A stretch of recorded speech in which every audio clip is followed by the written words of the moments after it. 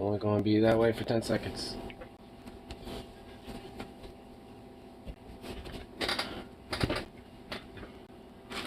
Okay.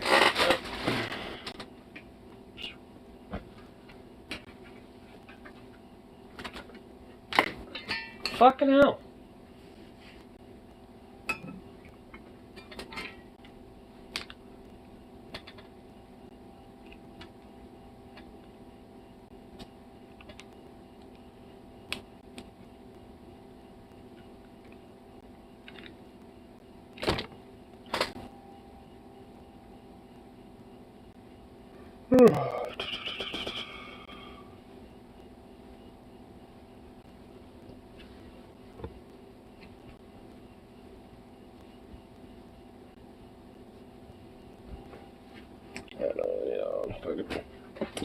No sense.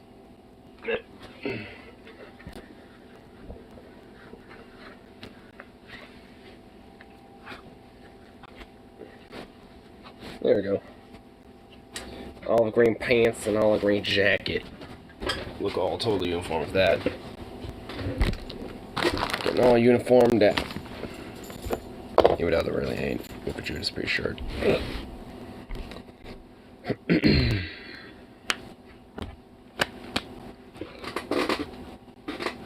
What's up, baby? Yeah. What's up, baby? Yeah, make it fun of the way you eat. Yeah. Hey, what's up? Big tired as fuck. It's like another fucking heat wave. And frankly, yeah, heat drains the shit out of me. So, yeah, I probably do a little bit. And this is me sleeping all fucking day. So, it's just like, I mean, not literally all fucking day, but I mean, a good chunk of it. I mean, when I woke up, I at least tried to get some shit done for today. Got some laundry done, cleaned up a little bit, stuff like that, so. I mean, it's not as productive of a day as I want, but it's a split day off, and honestly, like, if you gotta, like, knock yourself out and just sleep, you gotta do that, so. And plus, I just had a fat burrito, too, just a minute ago, so. My body's also probably put most of its energy into digesting that. But of course, well, you know, part of me, no, a part of me was tempted to open this, but I'm not doing that. I ain't gonna, nah, that's a bad idea. Alright, we'll just open one up on these. The Twisted Tea. That would be at least a little bit more acceptable, at least at this time of day. I mean, I was thinking about doing this a little bit, earlier today, but like I said, yeah, I've just been kind of knocked the fuck out. Though it would have been a good time, like the one time I was kind of awake a little bit, it was like 4 or 5, I mean, I could have just pushed myself and just woke up and had the coffee and shit, but, yeah.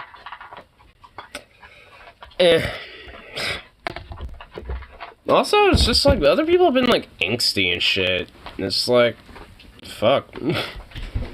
I mean, my friend, Fred Logan was at my work earlier today, getting some chicken, and fucking, like, he's kind of like fucking on us for, like, apparently bad chicken or something, because he's, like, skeptical that he's gonna get food poisoning from it, and I'm just like, you know who, like, makes some of this, right? You know who works at the department back there, right? Like, you know who happens to be there, right? Like, I mean, you're sort of, like, fucking on me at this point. And I'm just like, bro, dude, like, I mean, the company and corporate, yeah, when it comes to, like, prices and quality and shit like that, because he was bitching about it being, like, $10 now instead of, like, what it used to be, like, 6 or something. And it's just like, yeah, because corporate is price gouging and shit like that, yeah. But does that mean that we're somehow at fault for that? No. Best chicken I've had has been from delis. So I'm sure chicken is better than fast food chicken. I personally think so. I mean, I've had fast food chicken various different places, and I've had grocery store deli chicken, because, well, I make it a lot of times. Yeah, it's way better. It honestly is, because it's more freshly made. Like, and it's like, say what you want, but the chicken that we get is, like the straight raw chicken that we will have, and then from there we take it out of like it comes like it's hard to explain, but like we get 3 different straight boxes of these chickens. We'll either have whole roasters, which will be one big old box. There's usually about 24 whole chickens in there. Or there will be a whole box with dark meat or mixed meat, which the dark meat is just thighs and legs. But the mix, well, I mean, you get the idea. It's the wings, breasts, and the thighs and legs. So, we get those, and depending on what we need and shit like that, we'll obviously, open these boxes up, take out what we need and stuff. And every bag of mix is 16, or like every bag of chicken that we have is 16 pieces in there. So, when we... Like, this is pretty much the process of how we cook it. Every time we do, we take it out of the bags, which obviously they're going to have, like, the gunk juice and all sorts of other shit. Probably stuff you don't necessarily want breaded with the chicken. So we run it through water. And we'll run it through the water, take off whatever random bullshit. You make sure that there's some fresh flour. And that's especially what me and pretty much every other fucking cook does, outside of, like, 1 or 2 other people. And frankly, there's always not exactly positive talks about that type of chicken, but if done properly, it's fucking banging, and there should not be any issues. And it's always cooked at for 13.5 to 14.5 minutes, depending on how much you make. So if you make like 2 bags, that'd be like 13.5 minutes. If you're making like 3 or 4, 14.5, or maybe 15. But you don't want to put more than 4 bags into a fryer, or else you're literally gonna fucking overflow it. So I mean, it's like, there's a process to it, and he's just like, oh, I don't want food poisoning, because y'all just, like, leave it out and stuff, and then, like, you put it away, later, and it's just, like, after it's been left out, and blah, blah, blah. It's like, what? It's like, because straight up at that point, I was just fucking on the closing crew, which that's me. Like, now you're just fucking on me a little bit, dude. Like, indirectly, but you are. Like, it's just like, because, hey, if we're quote-unquote leaving it out, then, well, no, we're not. like, whenever I pull chicken for a cold, it's never out for more than, like, 20 minutes, like, 20 at the max. And usually it's because I'm doing other distress to make sure the stuff that we don't save gets distressed, and then, pulling the rest of the hot cases. Once I'm done with that, I put the, rest of our cold stuff away. And again, maximum 20 minutes. Like, I mean, it's still pretty warm, when I put it in the fridge. Logan B. jank as hell, dude's too paranoid about food. He really is, dude. Like, he's kind of, like, he's basically, like, blaming our process for him potentially have gotten food poisoning 1 too many times with chicken. It's just like, I mean, I'm not taking offense to it or nothing. I'm just like, what the fuck? I'm just like, what the fuck, bro? Like, I didn't want to, like, respond in a way that would just be like, I'm the one that's like doing a lot of this, right? Like, you're kind of low-key, like, I didn't want to call him out, so, because I wasn't like that butthurt about it, but it was a little bit like, what the fuck? It's like, I mean, yeah, like, I will say this though, like, sometimes if we have usually a lot of cold out there, like, we'll sometimes have some stuff that's been in the fridge for maybe more than a day, like, overnight, and then it's been there, for the entire day, and then, like, the next day it'll get put out, is because usually we already have a bunch of shit out there in the cold case, so there's no reason to try to overfull the, cold case, because at that point, then there will be certain things in there that won't temp right, because there's so much in there, and all the cold temperature doesn't circulate for all of it. So, it's just like, I mean, there's a process to it. I mean, there's a balance for it, but it's just like, I mean, there's only so much a worker can do in these circumstances. Like, the quality of the food per se, or like the price and shit, we don't really have the total control on that.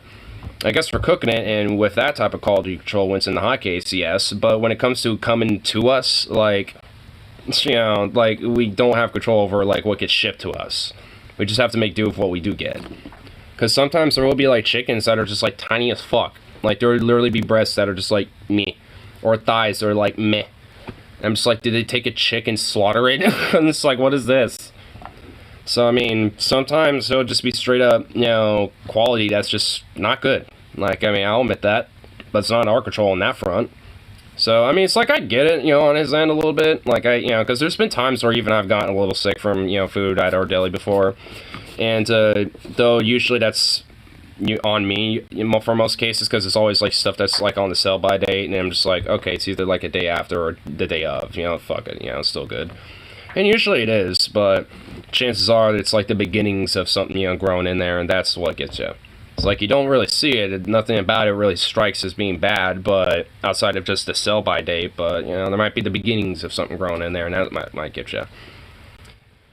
I've only gotten food for poisoning from one place, and that's Walmart. Yeah, I mean, like, I've only gotten, like, real straight-up food poisoning, probably, like, maybe 2 or 3 times ever, really, in my life. Like, I've been, like, sick after eating some shit where it's, like, minor food poisoning, but, like, full-on food poisoning it's been a minute since I've really had that.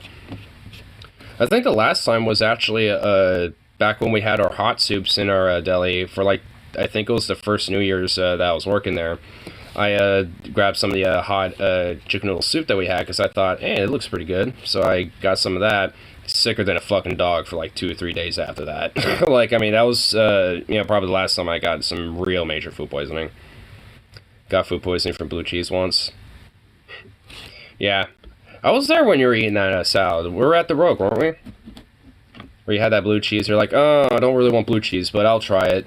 And you're like, alright, I'll give it a shot. And then, well, it ended up being a very unforgiving shot. A very merciless shot.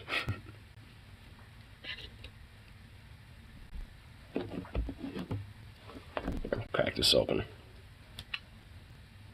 Yeah. I mean, honestly, especially for at least for our homeboy Logan and shit, I mean, for him, it just seems like he needs to just, like, learn more about, cooking different foods, on his own, mainly. Just because, just mainly because if he tends to get more sick from food that's already made or has been made by other people or at a store or some shit like that, then make your own stuff, I guess. Like, he needs to chill out. That too. Like, he also needs to just not be paranoid about food. But I know one way that will kind of quell that paranoia is making your own food, because if you're paranoid about your own food, then that's on you. Like, that's literally on you at that point. I mean, so, it's just like, he really needs to just chill in general with the whole food thing. I mean, I get it. Like, I mean, I tend to be, kind of picky about food at times and shit, and I might be a little sus about food, but if I'm hungry, I don't give a fuck. I mean, I mean, if I get sick afterwards, at least I had something in an immediate sense, and I at least got some caloric intake. I'll just make sure I regain that shit after being sick. But also, I feel like a lot of it could just be due to the fact that he does have, like, a lot of random stressful bullshit in his life, especially when it comes to family issues, so I know that, especially for me, when it comes to your gut, like, that does not help at all when you have stress, and then, especially, like, family stress, or just, like, stress that really compounds a lot. I mean, I know, at least for my stomach, it doesn't do good, because there will be times, sometimes at, like, night, or in, very early in the morning, I'll just wake up and just have, like, acid reflux and shit, and just puke up a bunch of acid just because of shit like that. It's not because I'm really sick or anything, it's just that it all just kind of compounds and just twist your gut up. Tell me not to be stupid and pay $200 for a half an ounce. Venom seriously want to get high and is considering it. Yeah, I mean, for a fucking ounce, or for a half an ounce. For half an ounce, man, for 200. Ugh, God, dude, God. I feel horrible. You're putting me in this dilemma because I'm like, man, weed is so cheap here at 200 could get you like fucking 3 ounces, let alone a half. Just don't. You gotta, I understand the feeling, but, for short-term, loss is a long-term gain. You know what I'm saying? So it's just like, it's $180 for the half and $20 for the delivery fee. But that's still $200. Are there no legal states around Alabama you can go stock up? Well, I don't know. I mean, it's also in the middle of the night. So, I mean, I guess... I mean, yeah, well, is there? Is there a legal state?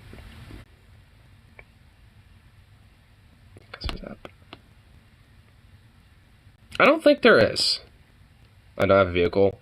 Hijack one. Just Grand Theft Auto it. In a minute. Not that I know of.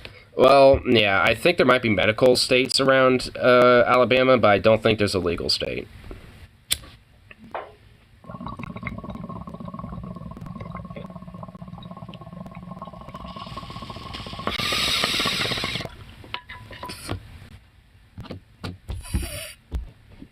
I think Florida is medical legal.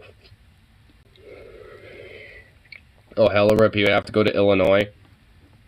Dude, you'd be paying more. You'd basically be paying $200 for the gas and for the weed and back. Like, I mean, at that point, you're pretty much paying the same amount of price, but just not for the weed entirely. Like, a lot of that's just going to go to gas, too. Yeah, no. Goddamn, if it was, like, fucking, you know, somewhere closer, like, around here, you know what I mean? I'd just say, just wait till tomorrow. And just, like, you know, do a mish. But unfortunately, you're just not enough.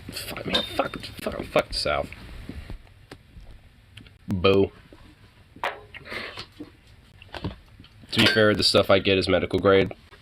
So, yeah, I mean, I figured at the very least you'd probably be getting some decent shit, but still, I mean, it's just, oh, it's still sad.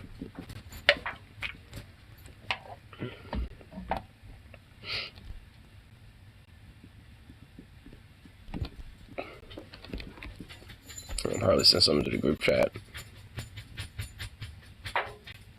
What is this? Long-term goal? That's what it says. Long-term Goa. It's a long-term Goa. I'm assuming he's trying to get his truck all worked up to look like this a little bit. With his new engine in there.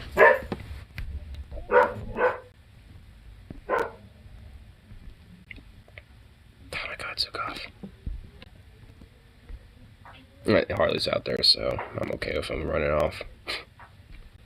A little bit. Powered by the booth of Zukov is. Yep, Zukov just be powered by nothing but boofs. Here, see if we can find like a little meme or something before we delve into some other random bullshit.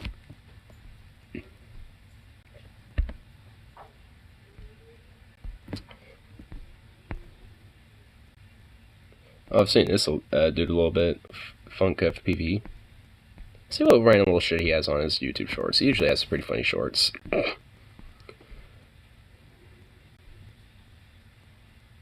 If it fits, it ships. Oh boy. Oh my god. What? If it fits, it ships. Okay. Damaged. Oh my god. What are they doing? What are they doing? What the fuck? Hold on. They're just taking cement blocks and just smashing Crap. They have, like, what is this? What is that in the center? They're literally, like, are compressing the roof to, like, bulge, dude. Jesus. What are you doing? Hold on. Some Wish shows up damaged. Holy cow. I feel bad for the guy who's got to unload this crap. A pry bar. You need fucking pry bar. When your package... I feel good. Yeah, dude, I feel bad for whoever has to unload that shit. It's just literally gonna, like, explode like a fucking can of snakes or something. Dude, what the fuck? Like... there is a thing called a weight limit. And there's also a thing called, I don't know, maybe you don't have enough space. There's also a thing calling having 2 trucks. Like, I mean, the fuck? Why? Why do I just feel like that is just the result of pretty much no regulations or a lack thereof of regulations in various different countries, like in China and Bangladesh and places like that? Why do I feel like that's just one of the many results of that? I'm like, yeah, just shovel whatever you can in that truck. Alright. Boom! Just start smashing everything so it's just, like, compressed inside. It's like, oh my god. I can't believe Vancouver built a whole new district that looks similar to the Pearl. Dude, yeah, I saw that picture that he sent of Vancouver. I was just like, what the fuck? Dude, I didn't even think Vancouver would have like a practically like the beginnings of a hipster district. You know what? Good on Vancouver. Our influence is spreading to them. The influence of Portland is spreading. As much as those Clark County dorks, you know, want to cry and moan about it, be like, no, these fucking kid liberals of Portland with their fucking bullshit and woke. No. How dare they? My God, I was watching the Grease Trap earlier today from DFF and a little bit, and oh my God, dude, this fucking rapper Tom McDonald, holy fuck. You know you left a burrito on the back of my car, right? Oh, yeah, I did. It's probably not eaten by Zukov, or is it eaten by Zukov? Is it still there? Yeah, it's still there. Can you go get it for me?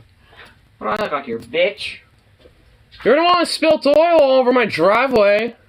And you're the one who doesn't have cat fucking litter to clean it up with.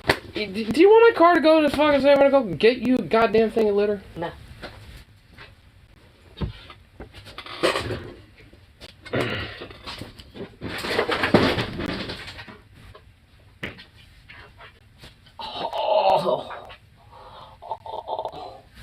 I can't even lift an axe with my fucking hand. My fucking wrist hurts. Other way. I can do this. Can you not? Just put the axe down. Just put the axe down. Oh my God. How many times has that been said? Hurry, put it down. I can't. I'd retire. Good. Good, bitch. This would suck if I actually did break my crack my wrist. I mean... Go to Seattle in a fucking cast. I mean, can you, like... You know...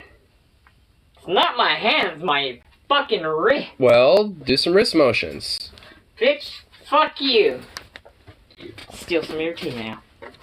Please don't axe murder ignore, and if you do it on stream. Well, fuck you, Venom, what the fuck? Of course, you have to always put the little kidding. I know you are, but you son of a bitch. Bruh. Fuck these assholes sitting on the back of my car watching me bust my ass trying to get an engine in the driveway. Well, like a slave man. I don't fuck you guys. I don't really care. Wow. It was entertaining. For you fuckers. Well, also that other lady was being kind of a cunt anyway, so I didn't really want to necessarily have to, you know, be more directly involved with that shenanigans. She was, like, fucking on, like, also, like, you know, like, the yard, the fucking, like, you know, the driveway, like, me, it's like, she had a fucking, like spike up her ass. No, she's like, I can make this place look nice. She's trying to get some money. Well, so check this out. I do it myself, man. So fucking I don't even care. Check this out. So we're in fucking, Lake Oswego, right? And fucking, we go down on the beach, and there's this tent, and there's just no one there. It's abandoned. I mean, are you sure someone didn't just, like, leave for the day? And then that's it was abandoned. And then there's nobody around. She's like, I want to steal the tent. And I was like, don't steal the tent. And she's like, I'm stealing the tent. And I was like, the tent's not even worth stealing. It has a hole in it. She's like, I can tape it up. And I see this bag that's like got cobwebs over it. Shake it off. I fucking open the bag. I'm not even joking. There's like a $500 fucking meth bong. And then under the meth bong was $14. I handed the meth bong to his mom, and I fucking grabbed. What's the difference between a meth bong and a regular bong? Cause fucking a meth bong wouldn't have fucking, the glass would go up and it'd go into a ball. Oh. Have a... I mean, I've seen those, you know, at, like, sold at, you know, dispo shops and shit like that as, like, little dab rig things and shit. So, I mean... Yeah, they're mostly for meth. Like, 90% of that shit is for meth. Probably not like these days. It's probably more 50-50. And probably more like oil these days because that's more easily accessible. I don't know, meth's pretty accessible. Why did I come in here? It's in glass roses, aka meth pipes. Yeah, I know. Yeah, like meth yeah. pipes are more distinctly like qualified as a meth pipe. Like those are more of a distinct shape in comparison to like regular pipes that you'll buy at. Like, I remember when I was taking ceramics in fucking in school, and they're like, no making weed pipes or crack pipes now, kids. they didn't even have to mention anything about that, but honestly, like, I mean, I wouldn't be They were surprised. fucking serious, because they're like, you just know some dumbass kid trying to make a fucking Pipe. a pipe in there. I mean, well, they can say it's for tobacco that they want to gift to their dad. They can't say shit then. Fucking. I mean, it's serious. I mean, it's like, I mean, what are they gonna do? It's a gift for the pops, and you know, they smoke, some fine, flowered out tobacco and shit, I don't know. Fuck. I love you, baby. What this is in response to is legit one of the worst fucking things I've ever seen. I love you, Mike. Oh god, what the fuck? Oh god, what the fuck, what? British cuisine best in the world. What the fuck is this? Your face. I'm gonna eat your burrito now. No, you're not. Dude, what is this? I don't even want to put this on screen. What is this? No context, Brits. Pink stuff. What is this weird? What? It's an Irish dish. Wait, is it British or is it Irish? Called caudal, but the one shown isn't a very good one. Tin sausages and applesauce with boiled potatoes. Normal sausages with bacon, potato, onions, carrot, and barley all cooked into a broth. Okay, so sausages with bacon, potato, onions, carrot, and barley all cooked into a broth. That sounds fucking good. But I don't know what the fuck is the picture, but that doesn't sound like or look like that. What? British cuisine. Caudal. Would you, like, what is this? It looks Alright. It looks disgusting. I said in our previous thing, it looks alright. I beg to differ. The fuck does someone pickle some mini dicks? I mean, yeah, like, I'm thinking, like, someone, like, found some dicks, pickled them, and just, like, served it. It looks like seafood that got jizzed on by Cthulhu. I mean, yeah, something, like, God, it's like, what the fuck? What is with, like, British people and their weird-ass foods?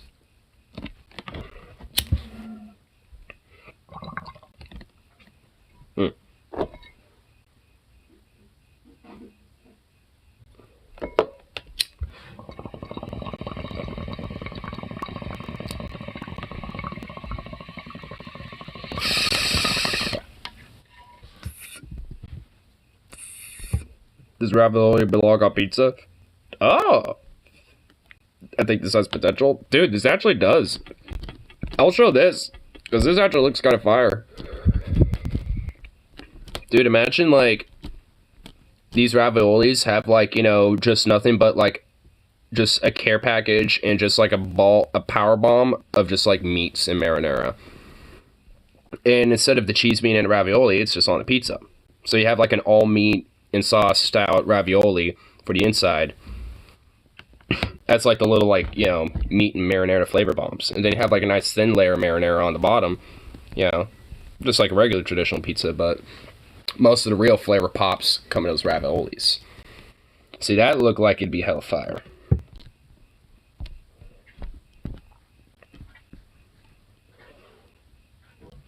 Mike with another banger.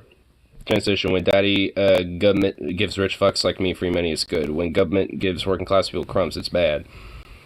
Marjorie utility grant breaks the difference between student loan amnesty and PPP loans. Wait, she actually fucking, like, comes back.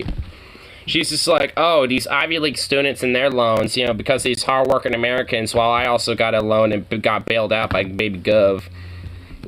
But now she got called out, and now she actually has something to say about it.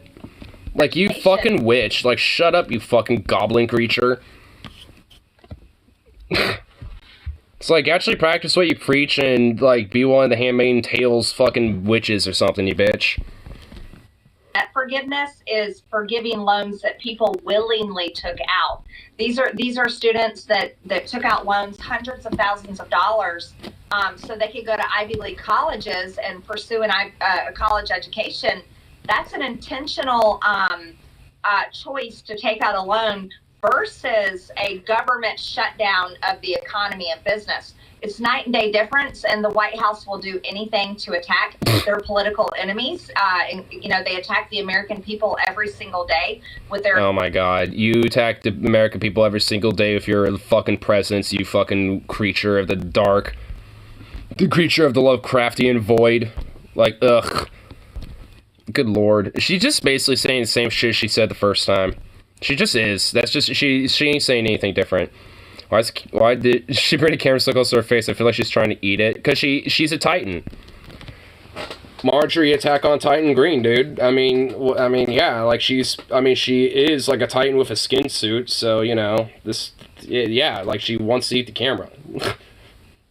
Didn't Trump shut down the economy? Yeah, he did first. That's a stupid fucking thing. It's like Trump is actually the one who inherited this shit first. Well, not inherited, he's the one who kind of, you know, started a catalyst of it. And then Biden inherited this shit. And it's the same thing with Obama. They did the same shit to him, too, to a degree. It's like, oh my god, you know, the economy's a shame. Like, they did that the entire fucking time, even though, like, practically he inherited all this shit from fucking Bush. You know, same thing here. I mean, it's just like they basically fuck the economy up and fuck everything up and then blame the other side when they get into power and just, you know, bitch and moan every time they do something even remotely close to bailing out working average American folk and shit. Because the people that take these student loan debts are more closer to the average working people, more so than those who took PPP loans. I mean, it's just like, because how many like fucking working class Joes have kids that, you know, took a massive student loan debt, or maybe themselves, or, you know, did so to try to pay student loan debts off, you know, or at least as an attempt, or to help, you know, pay their kids' student loan debt off or something. Like, I mean, it's like no consideration of those ideas, but, you know, they don't exactly exist in the realm of, you know, the actual reality of the circumstances for people because they're ritually out of touch fucking pieces of shit. Or a Titan for Marjorie, Attack on Titan Green, in her case. Which the White House would attack its political enemies by jailing Marjorie Green for treason. I mean, I guess, you know, so far the only thing we can ask for is them just fucking on them on Twitter.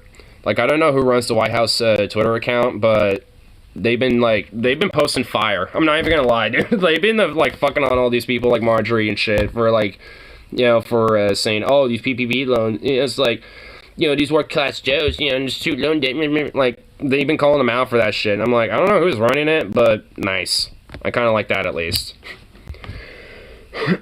Because, I mean, they're not, you know, letting them get away with their shit, at least when it comes to the online sphere of stuff. I mean, that doesn't mean they're actually holding them to account by anything, but at least, you know, people are a little bit more aware of them being fucking charlatans and two-faced. You know what I pay for Vosh and Mike to bang it on the hub? Oh my god. As an aside, I can say how much I fucking hate having to defend people like Obama. Yes, he was a mass deporter and drone striker, but no, he wasn't a secret Muslim, Satanist, Jewish vampire. Yeah, honestly, same here. Same thing with, like, Biden, too, to a degree. Like, I do think, you know, he's at least on about the same level of good/shittiness of Obama at this point, at least as it stands right now. But that is not saying anything. Like, I mean, that really isn't. And honestly, as far as I'm concerned, it isn't really much of a defense for him anyway. Like, if you... Well, that was kind of a weak burp, what the fuck? But, like, if he wanted to actually be, like, a lot more adamant about trying to fucking, like, look better, especially be, like, one of the more better modern presidents of the current time, he would have done this first, like, within the first fucking month, and would have been doing a lot more, you know, from to this point. But he twiddled his thumbs up until basically the midterms. Which is basically the Democrats' strategy of how they win. They just, you know, prolong it and make you hate them long enough until it comes to the midterms or the electoral season. And once it hits that year, then they'll start doing things about halfway to the end of that year, so you all feel good about it, once it comes to the election. I'm considering better than Obama at this point. Yeah, if he'd done something about that, or at least, solidified and codified that on federal law, I would say he would be better than Obama.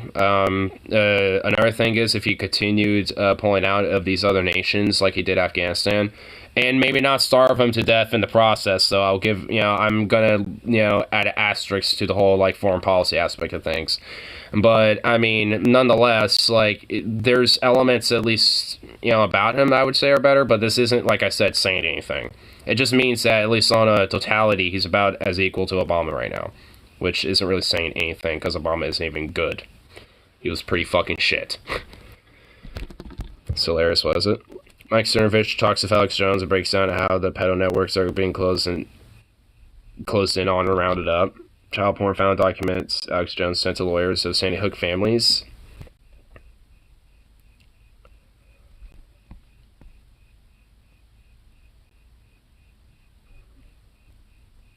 Found in documents Alex Jones sent to lawyers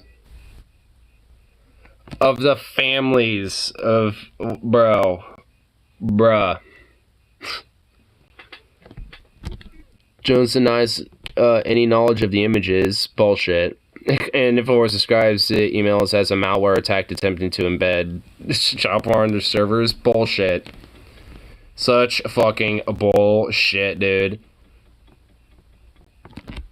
I love how it's also the same people that cry about these child pedo rings and fucking woke, LGBT grooming mafia, whatever the fuck. And weirdly enough, they're always the ones that seem to be caught with CP or caught doing the actions of that. Weird. Strange how those things kind of work out.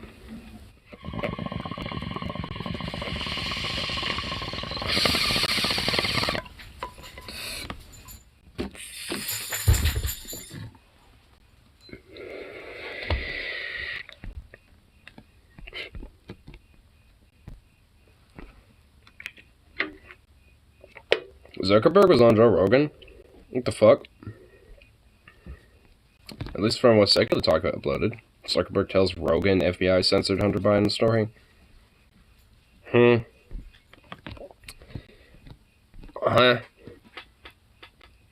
Dude, he was on fucking Joe Rogan.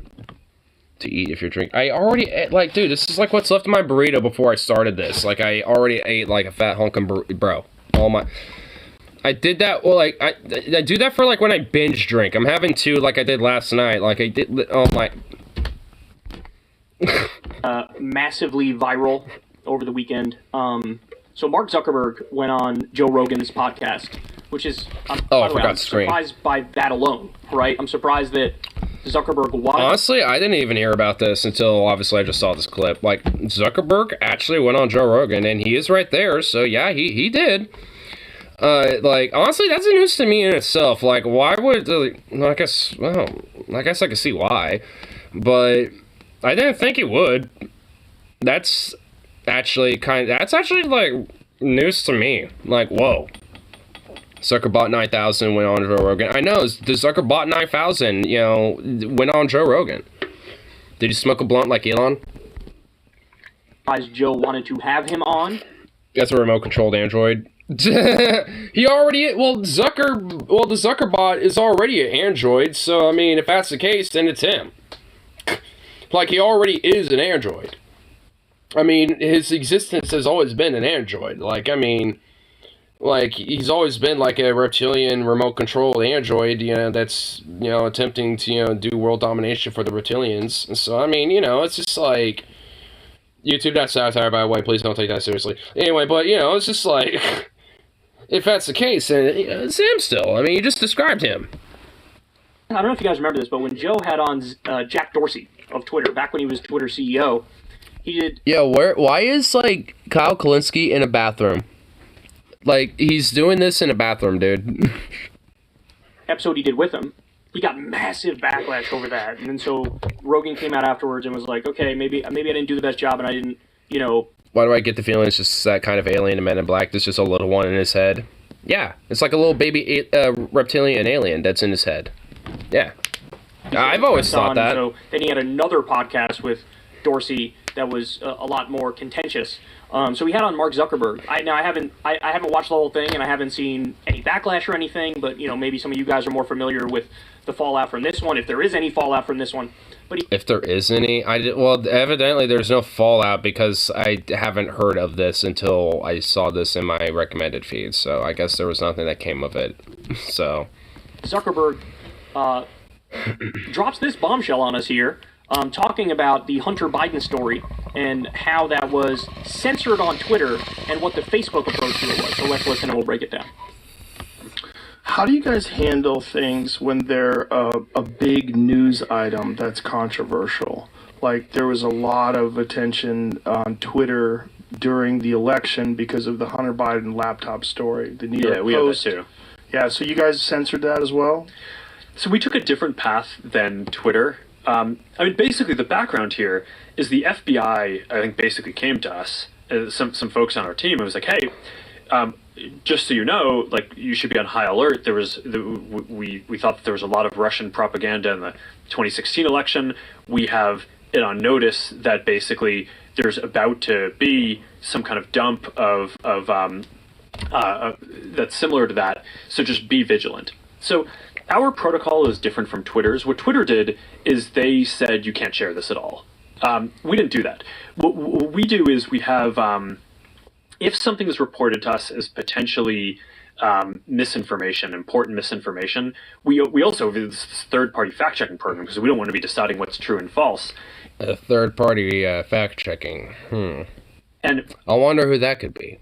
For I think it was 5 or 7 days when it was basically being determined whether it was false. The distribution on Facebook was decreased, but people were still allowed to share it. So you could still share it, you could still consume it. So we say the distribution is decreased. So basically, from what I'm getting at is he just basically lets an algorithm, suppress it, but not necessarily censor it. Kind of like how YouTube works in some ways, where they have where they have an algorithm where there's kind of like a blacklist where certain things or certain channels or certain content is, if anything, not not just not recommended, but if anything, like something to try to avoid recommendation. Unless someone is literally just overtly actively pursuing that content. But if not, then it, like, an algorithm will actively try to avoid recommending shit like that to somebody. So that's essentially what I'm getting the gist of. They kind of have a YouTube-esque approach to it. Fact checking a Facebook, oh please. Yeah, I know, yeah. That's why I was like, that sounds a little sus. It sounds like you want just deny accountability. Yeah, you Sure, should. How does that work? It basically, the ranking in newsfeed was a little bit less. So fewer people saw it than would have otherwise. So it definitely... By what percentage? I don't know off the top of my head, but it's meaningful. But basically a... You don't know off the top of your head, but you know that it was meaningful, huh? Methinks you know a rough guess of what the number is. A lot of people were still able to share it. We got a lot of complaints that was the case. Obviously this is a hyper-political issue, so depending on what side of the political spectrum, you either think we didn't censor it enough or censored it way too much. But we weren't sort of as black and white about it as Twitter. We just kind of thought, hey, look, if the FBI, which I still view as a legitimate institution in this country, it's a cringe, very professional law enforcement. Cringe. They come to us and tell us that we need to be on guard about something. Yeah, can I point you to Waco, Ruby Ridge, and like a bunch of other places too, where the FBI was very, very professional about their actions. Yeah. Let me just Take that seriously. Did they specifically say you need to be on guard? We're literally bombing a fucking entire neighborhood by dropping like fucking C4 out of a helicopter too at one point. Oh yeah, C4 out of a helicopter. Yeah. No, I don't remember if it was that specifically, but it basically fit the... That wasn't the FBI, that was the ATF. The FBI was a collaboration with them. Like, that was a part of the reason why there was a lot of bullshit that happened with the escalation, because it wasn't just the ATF that was involved with that. There was other agencies that tried to also say they had jurisdiction, FBI being one of them, with the ATF, and local law enforcement and local sheriffs as well. It was a big amalgamation of a bunch of bullshit. I mean, you're not wrong either. I mean, the ATF was certainly there, but, I mean, the FBI also had presence there as well. Okay, so after this dropped, then we got this. This is in The Hill. FBI says it, quote, routinely notifies social media companies of potential threats following Zuckerberg-Rogan podcast. Well, at least the FBI is willing to admit it. Routinely notifies. I mean, that's just basically a soft way of saying, yeah, we are letting you know what's different information, and what we let you know is, you know, okay, you know, when it comes to the mainstream sphere of information. And that's basically is what they're saying. They're just, like, giving you what is a green light for what can be spread and what can't. A lot of problems with what we just heard here. It is not the job of the FBI to be a so-called Ministry of Truth. In fact... Yeah, that's the job of the NSA. I would argue that violates the First Amendment of the U.S. Constitution. For the FBI, which is, you know, an arm of the government, an agency of the federal government, to say, hey, we don't think this is legit, or we think this is misinformation, or we think this is disinformation, and maybe you should do something about that, social media oligarchs. That is not their job. I mean, I guess to a degree in this system, it is. I mean, that's kind of the problem, Kyle. I mean, realistically and conceptually, it shouldn't, but that's the problem. Like, that's not how it is. Like, I mean, they do operate in this way, where they are essentially, like, you know, they're just one of the many, like, sub-branches to, like, the broader Ministry of Truth analogy, really. Because there isn't one, there's a bunch. And the FBI legit being one of them to an extent. And it's just like, yeah, with them, you know, saying, oh, we were routinely notify social media, that's just basically saying, here's what we, you know, deem as truth and fact, and here's what we think is bullshit, and you're going to abide by it. Or at least we encourage you to do so. And, you know, and if not, I mean, it hasn't been, you know, the first time when it comes to shit like it, where it's like, hey, we'll potentially crack down on social media companies if they don't actually, you know, change the fact of, you know, that certain things are, you know, spread too easily on their platform. Like the whole apocalypse thing for YouTube. This is that's what it was. That was one of these different instances where it's like, you know, these different companies are like, hey, you know, a lot of this shit, and, you know, even to some extent, even some governments are like, hey, this shit is, you know, like a little bit like, what the fuck, you know, you got like far right Nazi shit, you know, spreading around your platform, blah blah blah blah. It's affiliated with our advertisers and blah blah blah. All this other random bullshit, just as a way to essentially cut a lot of different things that is deemed controversial or unsanitary towards the mainstream view of news of information and media. And while, yeah, at least during the apocalypse era of things when it came to the YouTube side, there were legit, like, straight up fucking, you know, alt-right shit, you know, being spread around at the time. But guess who also got targeted with shit like this? Kyle here, fucking, you know, a lot of various different progressive channels, lefty channels, even full-on, like, anarchist channels and shit like that. Even, like, you know, more apolitical shit, like weed-tubers and shit like that got fucking hit. You know, it wasn't just, like, you know, some sort of a bigger political thing. Like, all sorts of other people who have, like, no fuck to give about shit like that got hit. And at this point, these motherfuckers know it. We all know it at this point. It ain't no different with these other platforms. That they should be spending even 1% or 0.01% of their time on that. Token Daily, the Wii channel I follow, got hit. Yeah, there was back when I was primarily more WeTube and shit like that, and I still follow some of them, but there was a few of them, like Leaferbag was one. There's I'm forgetting a few. There's like another guy called Red Bands. There's a few other dudes that, you know, were kind of like, you know, major WeTubers and shit that I'd follow, and yeah, they got majorly hit, especially around the time of the apocalypse, because that's when I was primarily watching a lot of that content. And I noticed shortly after the whole apocalypse, they got hit too with various different bullshit, because, I mean, a lot of these stuff they do is not desirable for mainstream things because they got drugs, paraphernalia. Of truth. They are not a disinformation board. In fact, you cannot have a disinformation board or a Ministry of Truth in a country like ours that has the First Amendment. We have, freedom of Just speech. dude reviews weed and nothing political. Yeah. Like most of the, like I said, like a lot of the weed tubing channels aren't political whatsoever. And if they do, it's more or less about like, hey, this state just passed some marijuana law, so if you happen to live there, just know what the laws are and blah, blah, blah. Like, that's, like, when it comes to at least weed tubing specifically, that is literally about as close as political as you'll ever get, out of them.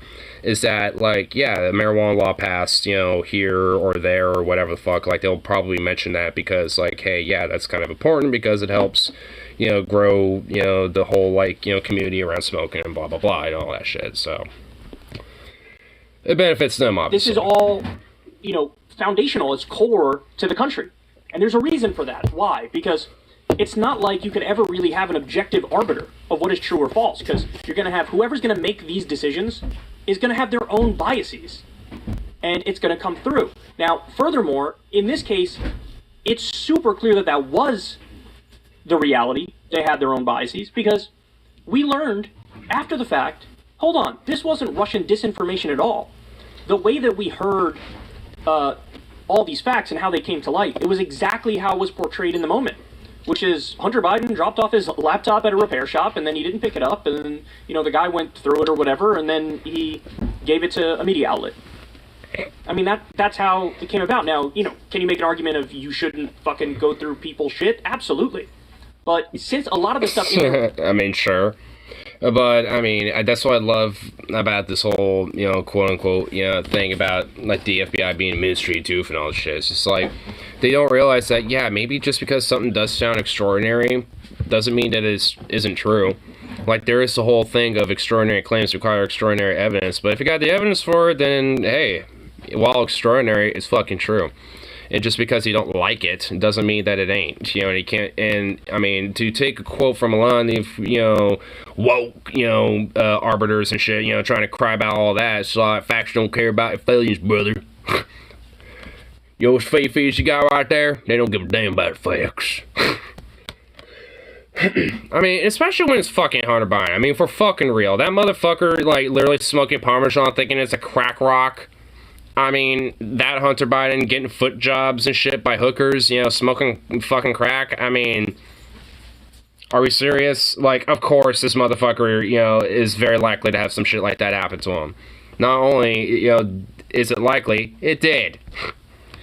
In the sense that, it implicates Biden and it implicates these global... The Hunter Biden movie. Oh my god, there's a movie about this. Do it again.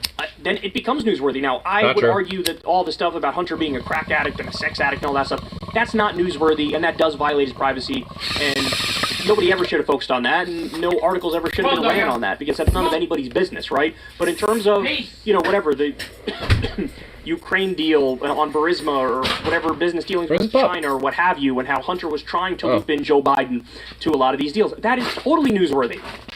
So we know it wasn't Russian disinformation or misinformation. We know that as a matter of fact now. So the FBI doing that is a massive overstep of their power and their authority. They're not allowed to do that. They should not be doing that. Now, for Zuckerberg here, he's trying to portray himself as like a good guy who was caught in this tough situation. Well, he's a lizard, so no, he's not. But what I would say to Zuckerberg is, you should have the intelligence enough to know and to say, I'm not doing that, because that's not your job, and it's not. I'd say, he definitely has the intelligence of that. Does he have the principle or the moral of doing so, or the ethics of, attempting so? No. Because, again, he's a reptilian lizard android. So, yeah. Be the filter for what people see on Facebook. The whole idea is that it's supposed to be like a bathroom wall and people write what they write. As long as you're not committing an actual crime, you're fine. Kyle, have you seen a bathroom wall? Like, have you seen what gets written on those fucking walls? Are you sure you want that? I mean, it's an astonishing admission. Zuckerberg is not free and clear on this. He doesn't deserve your sympathy. He should have known to say to the FBI, or at the very least, don't say anything to the FBI, but then act the right way and just let it go. Now, by the way, another admission in here is that these social media companies definitely do algorithmically censor. They definitely... And that's what Zuckerbot was fucking describing earlier, and it's what YouTube does, and it's also what a lot of these other platforms like Twitter do. I mean, like, usually a lot of these different platforms have various different ways about doing so. I say the one platform that probably isn't as much like this would be Twitch, but as a reaction to that, they're extremely fucking like hard when it comes to their TOS and shit. They're very, very heavily enforceful with it, to the point where people that even don't do shit wrong, like me, will get fucked. So it's just like, I mean, they're very hyper litigious, and even with their TOS being broken as fuck as it is, letting basically the like practically softcore porn essentially being allowed on there, but say the wrong thing like cracker or something like that, yeeted. It's just like, I mean, their shit's broken as fuck. I mean, but same with all these other TOSs, and a lot of it's just because, I mean, it's mainly just like, as long as like the whole like family friendly, corporate advertisement friendly type of shit is uplifted up, it doesn't really fucking matter if the more indie crowd, or like the community based type of shit, or like political commentator or anything else in between gets fucked from that. As long as the more friendly and sanctioned and neutered type of content and stuff that's okay, is up and about and around, doesn't really fucking matter at that point.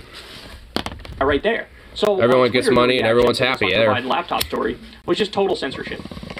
They ban people tweeting it. They ban people even DMing it to each other, which is kind of crazy. They even have that ability to ban DMs like that. I would have never guessed. Twitter actually has. Okay, wow, what the fuck? Okay, wow, fuck Twitter. But here, I think we pretty much all we heard from that. But let's check this out. It produces a Breitbart oh god, it's Breitbart. Oh my god, I thought this would be like some Daily Wire shit for like Ben Shapiro's thing, honestly. About Hunter Biden apparently dropped a full trailer of Truth Social last night. Oh my god. Have some fun here. So there's a Breitbart-backed movie about Hunter Biden, and the trailer just dropped to it. This is hilarious. Kyle, please full screen this.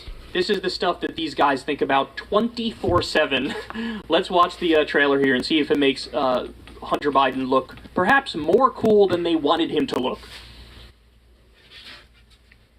Full screen it. You bitch, why aren't you full screening it? Tell you what's going down. You know who I am. Let me tell you what's going down. It's like, oh god. Tell me you were VIP. Well connected to the government. What kind of a moron forgets to pick up his laptop at a repair shop? Oh my god. What kind of moron forgets to pick up his laptop at a repair shop? Oh my god, dude. I want to see this movie because it looks so bad it's funny. Dude, this stuff, it looks so bad it's good. I think you're right, dude. Oh my god. This is already really bad, but I think I'm starting to love it. Act like everything he built, life, I just ruined it all. I want to know everything that's on that laptop that can ruin my erection.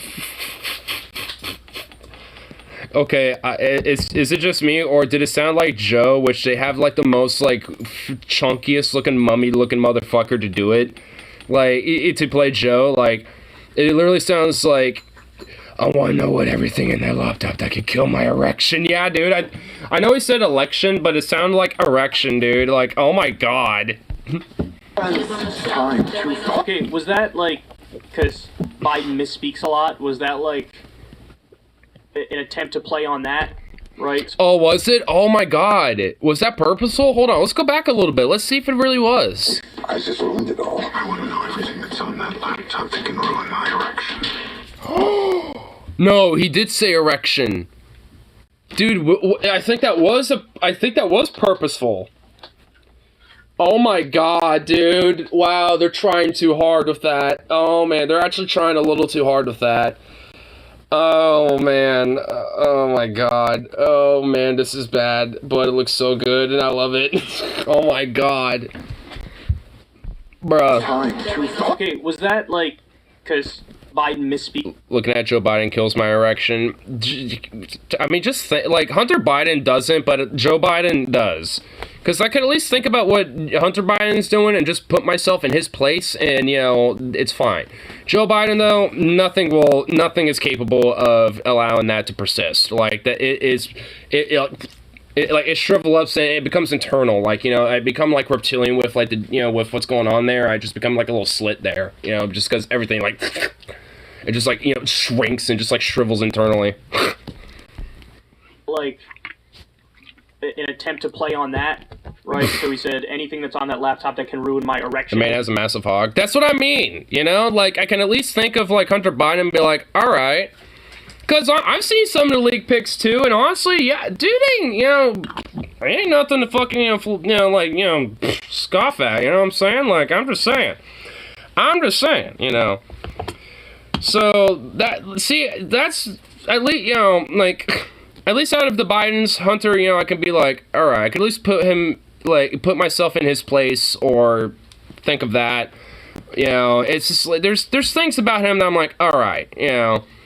Like, I could see myself hanging out with Hunter Biden, you know? Like, I actually see myself, you know, chilling with the motherfucker and shit. But, like, Joe, though, get him away from me. Like, his dad needs to stay, like, 5,000 miles away from me. Like, God, no. Is it erection, or did they purposely make it erection? You're gonna see this is so deep in that right-wing bubble, man.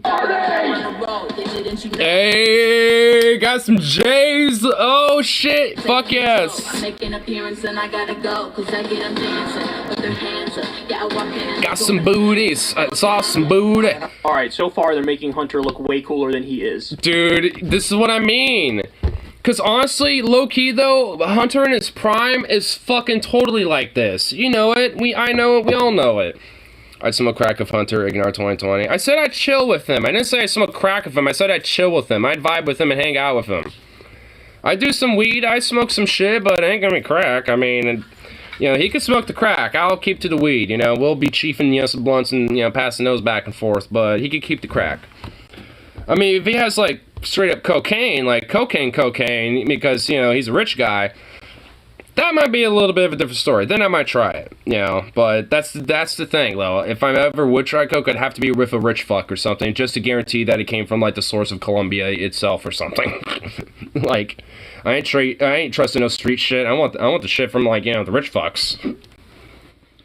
Drugs, fucking. He's the fail son. There better be titties in this movie, dude. There straight up better be some titties.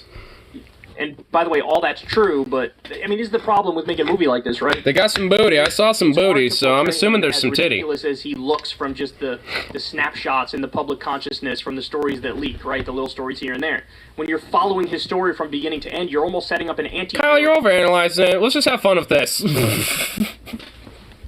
Oh my, I love you, Kyle, but oh my God, I just want to watch the trailer. In your face and unrealistic. Okay. Artist. Tell me how I can help you. I don't deserve help. I don't deserve help. Been through worse. Smartest man I know. Thanks, Dad. I just wish I could. Smartest man I know. Thanks, Dad. Why is everyone so gruff? Why has everyone got like a Clint Eastwood gruff voice? It's like it's like, I don't need help. You're the smartest man I know. Thanks, Dad. It's just like everyone's just got like a fucking hella gruff voice. Why is everyone like basically like a ghoul from Fallout? Hey, smooth skin, would you like to buy some Psycho? it's like, what the fuck? It's like, what's with this? Like, I'm not the only one noticing this, right? Like, I mean, let's just go back just a little bit. Like, what the fuck? I can help you. I don't deserve help. I don't deserve help. I'm so sorry. Been through worse. Smartest man I know. Thanks, Dad. You're the smartest man I know. Thanks, Dad. Like, dude, like, what the fuck? Dude, everyone just sounds so gruff. Smack some sense to him. Smack some sense to him. He was a bad dude. No real. He was a bad dude. Oh my God, this is so fucking good. Oh my God, so good, and it's so good in how bad it is. Like, oh my God, everyone sounds like they have a 5-pack a day habit. I know, dude. It's like, what, did they make the actors smoke like 3 packs a day? Corn Pop was a bad dude. I know, dude. I remember that one time I went after Corn Pop. He was a bad dude. Oh my, dude, it's hitting all the references, man, and all the memes. This is fucking amazing. I love, dude, where can I watch this? Where can I find this movie and watch it? Like, I will unironically pay money to watch this. Like, I will pay the $5 or however much it is to watch this movie. I don't give a fuck. I'll watch it. I mean, fuck, if I could get away with doing a commentary on YouTube, I'll do that. Okay, there's no way that the exchange on Corn Pop is going to be as funny as the actual Corn Pop video. You can't top that shit. Oh my god, wait, so hold up. It's the whole, like, Corn Pop was a bad dude? Wait, are they actually trying to take that scene? I'll never forget Corn Pop. He was a bad... Oh my god! I'll never forget Corn Pop. He was a bad dude. Oh my god, they actually did it! I didn't even hear I remember Corn Pop. I didn't even hear that part. Oh my god. Dad, we were talking about suffering. I can't. Dude, okay, there's no way Corn Pop is going to be as funny as the actual Corn Pop. I will. I don't care if Breitbart has my money. I will fucking buy this movie. I don't even give a shit, dude. I want to watch this. I actually want to actively watch this movie. In its totality. This looks too fucking great. Can't find anything but positive stuff on the Bidens. Who's the point man for the foreign policy in the Joe Biden. Oh my god, dude, they're trying to. What is this? Oh my god. Who's the point man for the foreign policy in the Joe Biden. So it looks like you need a bit. Why did they make Joe Biden way cooler than he is in this movie? I thought they hated him. This is meant to be Hunter Biden. But yeah, I mean, either way, they're even making Joe Biden look cooler than he really is. Like, they're making just the Biden's period look cooler. So the obvious next question. Look, if you ask me, there is no doubt that the Biden family is corrupt. There's also no doubt the Clinton family is corrupt. There's also no doubt the Trump family is super corrupt. Jared just got $2 billion from the Saudis. You think that's because they trust his business instincts in the financial sector? My ass cheeks, they're buying favors. We all know that, right?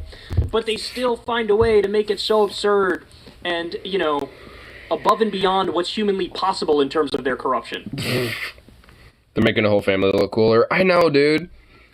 I mean, they're making it sound like they're like, crazy Bond villains and telling like a Bond story from the side of the villains or something. It's just like, bro, what the fuck? And by that $2 billion was for nuclear secrets. I fucking guarantee it. If Trump was hiding nuclear docs and shit like that, and fucking Mar-a-Lago, and FBI was raiding that shit for some stuff, and that was a part of it, and Jared Kushner just got fucking $2 billion from Saudis. Those, I mean, not to be too conspiratorial, but like, that seems a little quinkadink, ain't it? Because even, let's say the FBI does, seize the original documents, Trump made copies. That's a possibility. He probably copied it. Or at least, digitalized it and put it online so he can have it in a file, like a little UPS drive to give to the Saudis or something like that. They're way more sophisticated than that shit. Where's Hunter? I can remember getting paid some money, but I can't remember what for. I can remember getting paid some money, but I can't remember what for. Because I smoked way too much crack. It's like, man, dude, why do they all sound like they have a fucking smoking habit of like 5 packs a day? What the fuck? So I try to make a mafia movie, but they don't realize that in mafia movies, the guys in the mafia just look like fucking badass. Or just look fucking badass. Yeah. Basically. That's my business is, period. Or my cunt. What's happening in there? There's no nuance. There's no subtlety. It's just like... Did I just hear for my cunt? Wait, hold up. What? Dad says we never discuss my businesses, period. Or my cunt. Or my cunt. They just allow that to be, like, in a trailer? Usually trailers don't have, like... Okay. You know what? Wow. Alright. I mean... So I guess that's to guarantee you there's gonna be, like, cursing and shit, which honestly implies that there might be titty. if it's Hunter Biden, and he's got prostitutes and shit, which they were seeing, they had some thick booties, just saying, so that implies that there's gonna be some titty. That didn't even make sense. I know, like, I'm not even gonna try to find the sense in it. I know it didn't make sense, and frankly, like, I'm not even gonna try to process how it can or why they put that there. I'm just like, this movie just, like, is so bad that it looks good that I actively actually want to see this movie in full. Like, I can see myself in my current status right now, like, having some beers, smoking hella fucking weed, and watching this movie and having the fucking time of my life. Like, I mean, I'm gonna see after this trailer's totally finished, like, I'm gonna see where I can fucking watch it. Preferably for free, but if I have to pay for money, fuck it, I will do it. No, I'll pay like $4 or however much it is. There's no nuance. There's no subtlety. It's just like, I'm Joe Biden. I mean, if it's like $30 to watch this movie, I'm not gonna do it. But if it's like fucking $5 or like $10 or something, then yeah, I'll do it. Joe Biden and I'm corrupt. Isn't it great being corrupt? What's your cut? When we get there, we are buying that right-wing Bernie Sanders movie. Oh, yeah, dude, we are. Because, dude, what is with right-wingers trying to make liberals or, like, progressives look like demons or some shit, but they're just way cooler than they actually are? I thought you were leaving. I did leave. I came back. Oh. I went to 7-Eleven, and then I came back for a minute. So I forgot my skateboard. Oh. I am fucking too fucking stoned. Yeah, dude, I have a bag of Keef in my fucking backpack. I'll trade you some nugs for a little bit of Keef. Bitch, go fuck yourself. I mean... That's some fire-ass Keef. It's like super fucking good Keef. Logan's rolled in a couple joints and he got fucking blazed. Well... Yeah. I mean... No? You're not going to. I'm not gonna. Can't, man. I smoke. I have a half a bag left. I'm just. The fucking bag. Alright. It's alright. It's fine. Give me your fucking tray. I'll give you a little bit of keep. Here, actually, I'll just do this. He doesn't even notice I'm jacking the fucking Doritos. Don't take my goddamn Doritos. I will have sex with your Doritos. Wouldn't that be kind of gruff and rough and not really pleasant? I'll give a fuck. I'll have sex with your fucking... Actually, no, I won't. Actually, I'm gonna stop right there because those next words out of my mouth would not have been true. No! I lost my headphones. No. I'm not even fucking joking. No. Well, that is an unfortunate circumstance, I'll tell you what. Oh shit, I recycled all my fucking little containers, goddammit. Well, you'll have keep code, Nugs. This shit is fire. Damn, you have a lot of that shit. Holy fuck. I told you I have a lot of keep. Goddamn, what the hell? Looking like green cocaine over there. Cocaine dyed in fucking like green fucking food Give me something to put it in. There you go. Oh, there's no way I'm gonna be able to get this fucking keef in here. This is some... Oh my god, be careful. I can't do this. You're gonna have to give me a big tray. Well, here, hold on. There's no way. I have an idea. Hold on. No. Do it this way. Oh. Okay. Just give him some crack. Just give him some crack. There you go. Give him some crack cocaine. We're mixing it, boys. We're mixing it real. Well, it has a very green color in comparison to the rest of what I got, so easy to spot. It's fucking... I'm like... Jam. I was just gonna jam out and fucking walk down the road and skateboard, but now I can't because I don't have any fucking headphones. Just have it on your phone in your little breast pocket right there. Not the same. Well, at least you could blast it around for some people to hear.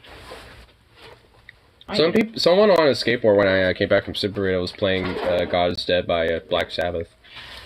I had to let him know that he had a very good music choice. The day after tomorrow. I have a one-hitter. You'll have more than a one-hitter. Huh? You'll have more than a one-hitter when you get up here, Venom. Just saying. Fucking A. Are you a hooker? You want to blow me? Like, come on. God damn it, Kyle! Are you a hooker? You want to blow me? Alright, hold on. Alright, pieces, man.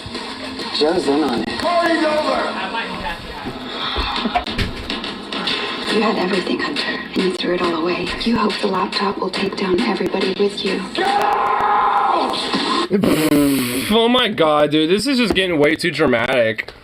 It's like you think that laptop will take everyone down with you. Get out! Like, oh my god, like, geez, like, I mean, hey, can we go back to that scene with the blunt earlier and just, like, have Hunter take a little bit of that and chill? Because, goddamn, being a little melodramatic. They're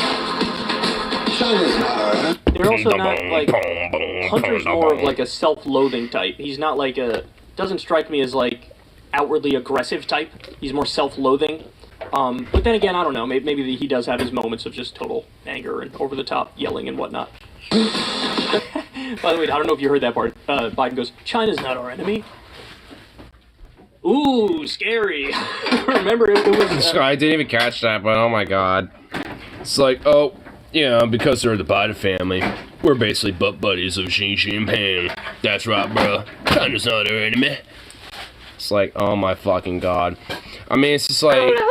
I mean, it's like, I'm not one to be like, yeah, you know, fuck China, fear more of that bullshit, but it's just like, yeah, they're not exactly like their enemy, but they're not also buddies of us either. Like, you know, so it's like, good lord, it's just more like random fear-mongering, xenophobic bullshit. Who would always talk about, like, well, Russia's not our enemy, and when he made that argument, I'd be like... Like, yeah, I feel like every, like, hyper-pro-American movie always has, like, some shit like this, where it's always, like, there has to be, like, some weird, like, xenophobe enemy, you know? Like, whether a Russian, Chinese, Iranian, Middle Eastern, or some shit, there's always something. Fucking Cold War or Hot War or whatever. And now Biden says China's not our enemy, and all of a sudden that's supposed to be like, how dare you, bro, they are our enemy. No, I don't want war with them either. Look, would I change trade policy so we create more jobs here and don't ship them all to China? Absolutely I would do that, but I definitely would have rhetoric like China's not our enemy, because I don't want to start a new fucking Cold War. I don't want to raise tensions. Are you kidding me? We live in the nuclear age. It's good to say stuff like, hey, you're not our enemy. Not bad folks. I love my dad, and I just want to make him proud. I love my dad, I just want to make him proud. It's like, dude, what is with the fucking music, dude? It's just like really hyping up everything way too much. The big guy. Who brings in all the deals? I am the one. Oh my god, there's gotta be some like gunfight scenes. No way. Oh my god. Hold on, they're gonna have like some gunfight scenes or some shit. Who brings in all the deals? I am the one. I feel like that's implying there might be a gunfight scene, or at least, you know, a tease to one. Good boy.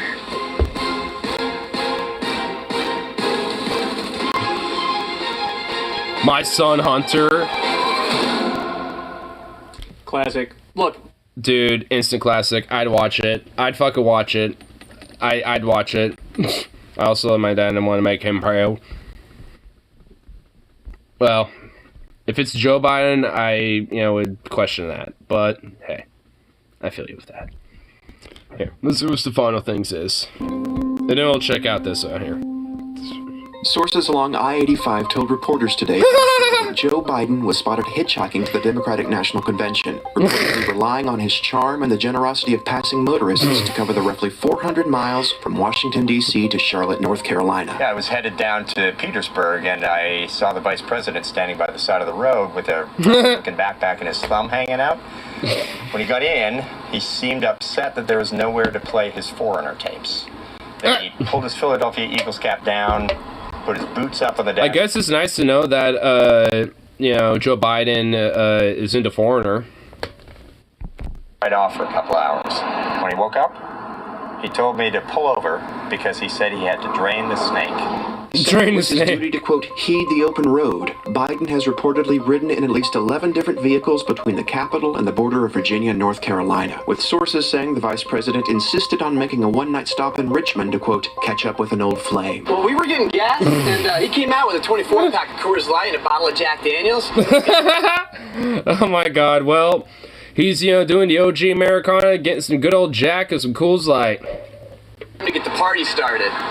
He then offered to make us the sickest apple pipe we'd ever seen. He kept asking if I had the cojones to make it with Cindy Crawford if she was ever lying there spread eagle waiting for me. He smelled pretty bad. Like, cigarettes and body odor. The vice president, known Sounds like a party president. Onion Biden is the best Biden. Dude, base. I feel it. If Joe Biden was this, like, I actually would have respect for him. Like, to honestly think about it, like, let's actually make this, like, actual hypothetical. Like, if there's a president, or at least a candidate, doing, like, an election tour, and instead of doing, like, the whole, like, fancy-ass, like, jet, or, like, the bus, or whatever the fuck, they literally were hitchhiking it. Like, I mean, yeah, maybe they have, like, their Secret Service dudes, or whatever the fuck, or their handlers, like, yeah, maybe they're fucking, going to, like, the next towns and waiting and shit, but like, the actual candidate himself is just out there hitchhiking it and just hoping that he can make it on time for everybody else, just on the virtues of friendly people, hitching a ride, for him or some shit. Or her, it doesn't matter. Like, where it's like, yeah, I'm a presidential candidate and shit, and they're probably like, what, you hitchhiking like this bullshit? And they're like, no, I mean, they can show the proof and shit, and be like, oh, okay, and, like, imagine if, like, there was, like, a candidate like that, I mean, that was able to just, like, hitchhike like this and go from different town to town and shit, doing like, little electoral, like, speeches and rallies and shit like that. And that's how they did it. Like, honestly, I feel like it would feel and genuine seem like a lot more of a, like, down-to-earth type of person, when it comes to, them as a candidate versus, like, some other shitbag politician. I feel like there's a good chance that Biden would be more hitchhiking. Well, I'm just saying a hypothetical presidential candidate, and, well, I guess, what, to be fair, that is probably true. I mean, that's why I would say maybe, having, like, like, I don't know if, like, candidates for president get, like, Secret Service or not, I doubt it, but, I would imagine, yeah, maybe have some security that's at least, within the vicinity of, the candidate, and maybe at least having some way to follow and track that, candidate, obviously. Like, have some fail-safes and shit, because obviously if you get a fucking weirdo and shit that's going way the opposite of what you're wanting to go, then you're going to be able to have your security, like, boop, immediately pinpointing, show right the fuck up. So, I mean, like, I would say you want to make sure there's fail-safes and stuff, obviously, but I don't know. I could see, like, a possibility of, like, this being, a genuine, like, way to kind of get in touch with people and shit as, like, a politician. So, I don't know, like, I know there's, like, different politicians times past that have, like, basically went literally from town to town, county to county, and shit like that.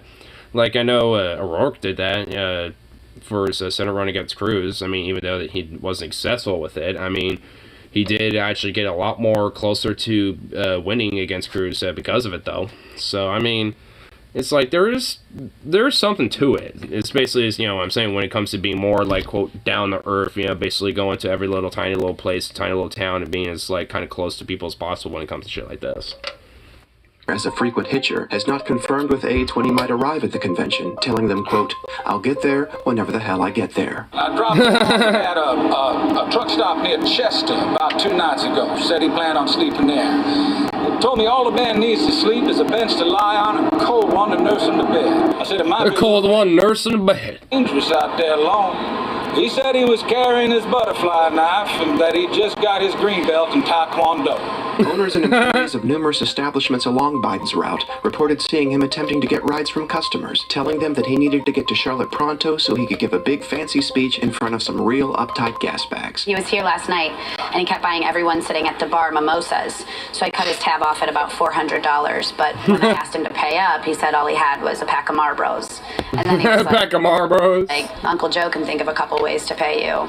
I turned around for 1 second and the son of a bitch was gone. To be honest, I thought he was kind of cute.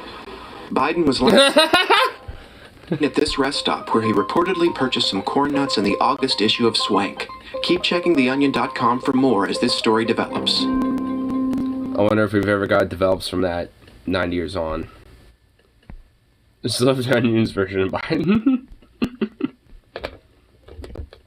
They decided to characterize Joe as Obama's weird dude bro friend.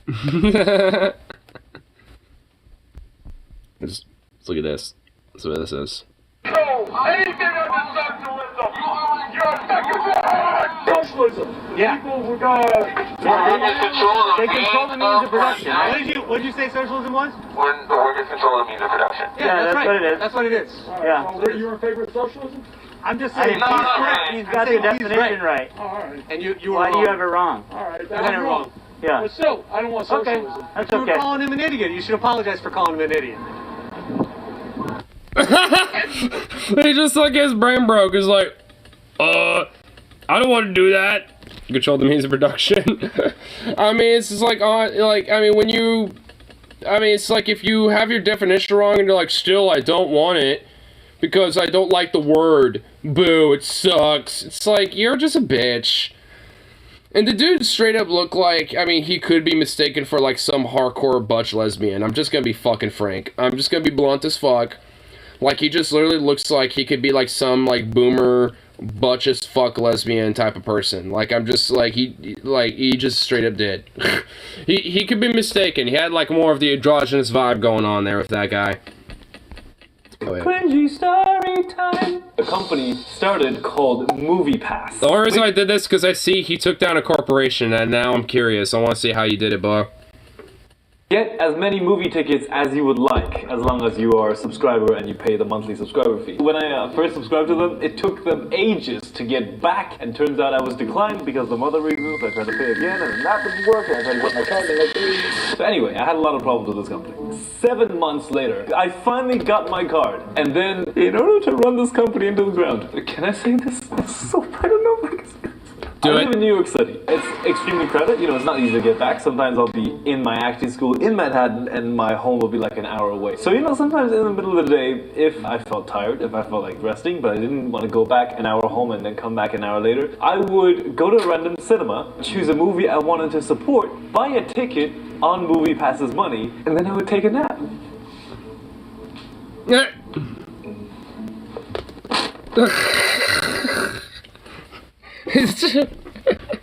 Fun story. I don't necessarily think that's the way you, taking it down and shit, but it's just like, if it's like, if you basically if you get, like, scammed a little bit with, with them and shit, where it's like, hey, you get this card, and you could basically have free movies as much as you want, and as long as you pay, the fee or whatever the fuck, and basically, you're paying the fee, but literally don't get the fucking thing for goddamn ages until, like, months and months and months later, like, and you've canceled it by that point. It's like, yeah, I'm gonna take advantage of that shit. So, like, I ain't taking them down, but it is kind of a nice little fuck you to them, so.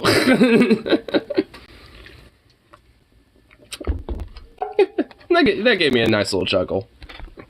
It's more or less just the way he responded with it, just like that weird little, like, bend he did. Stephen Yu's fucking hilarious, so I love a lot of his content.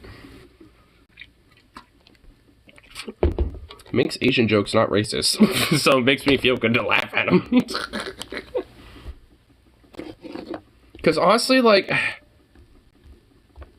it's like, I guess it's maybe one element where I suppose it might be, I guess, like, softly racist about, but, there's something about, like, some Asian jokes, I suppose, like the accents and stuff like that I just genuinely find funny.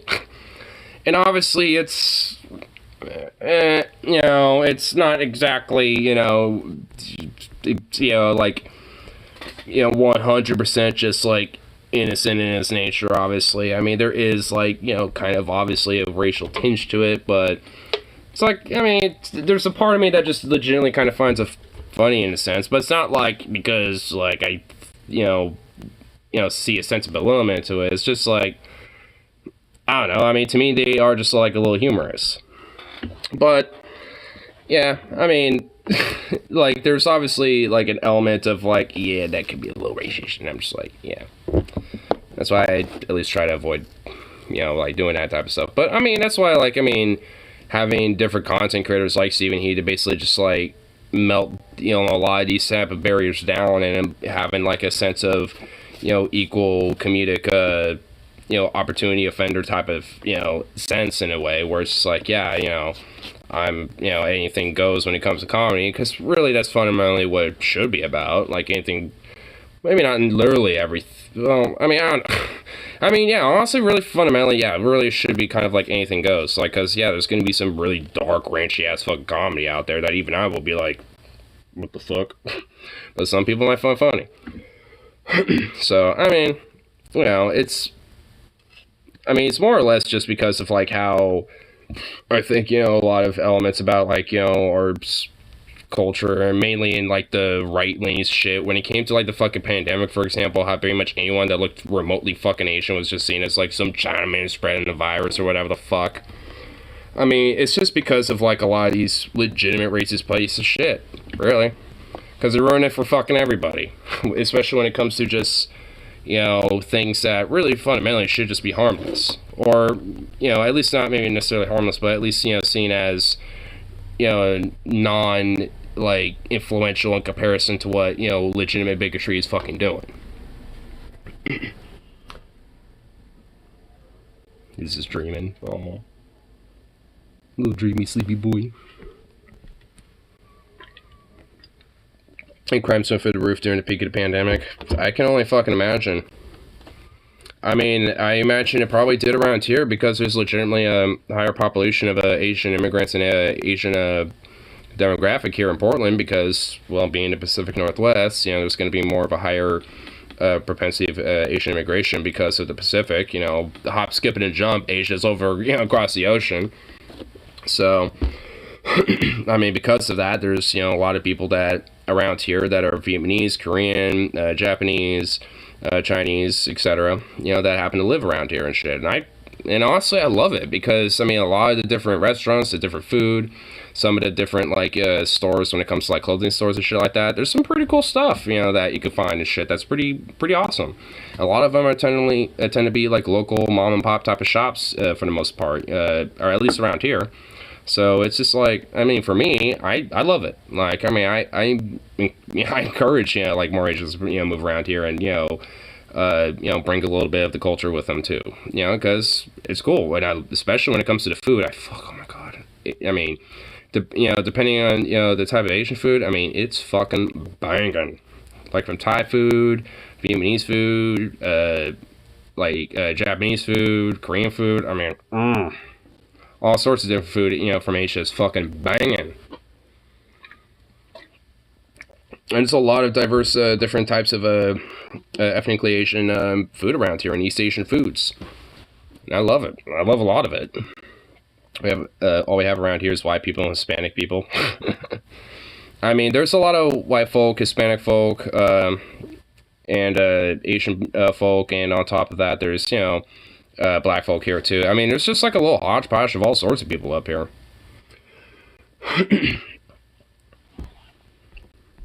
I mean, I would say that, like, depending on where you are in Portland or the greater Portland metro, it definitely does vary. Like, around here where I'm at specifically, it's going to be more or less white, Asian, or Hispanic.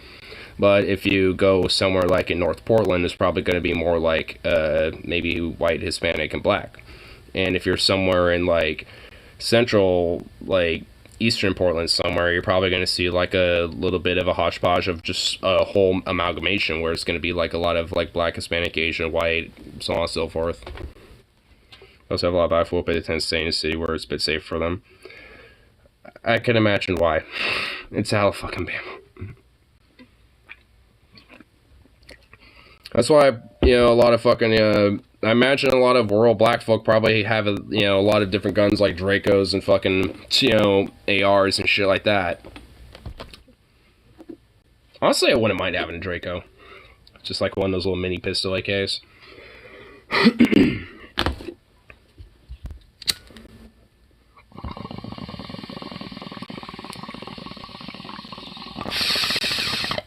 But they look a little ridiculous, but they look fun.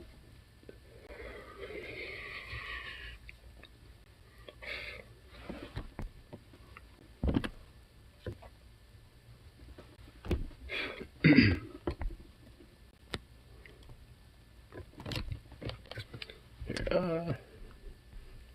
was going to want to check out the humorous part, yeah. See what various different shit's happening there. I only uploaded 2 different videos, I think. Where'd he go? There he is. Oh boy, both of these look fucking amazing.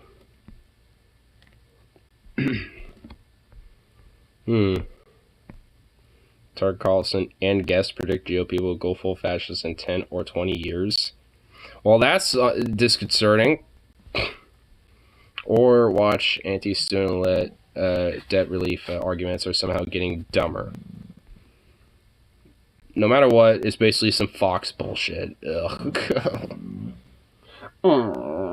I feel the same way, Zukov. I feel the same way. Well, I mean, I guess we might as well go for both of them because they both sound fucking insane and moronic.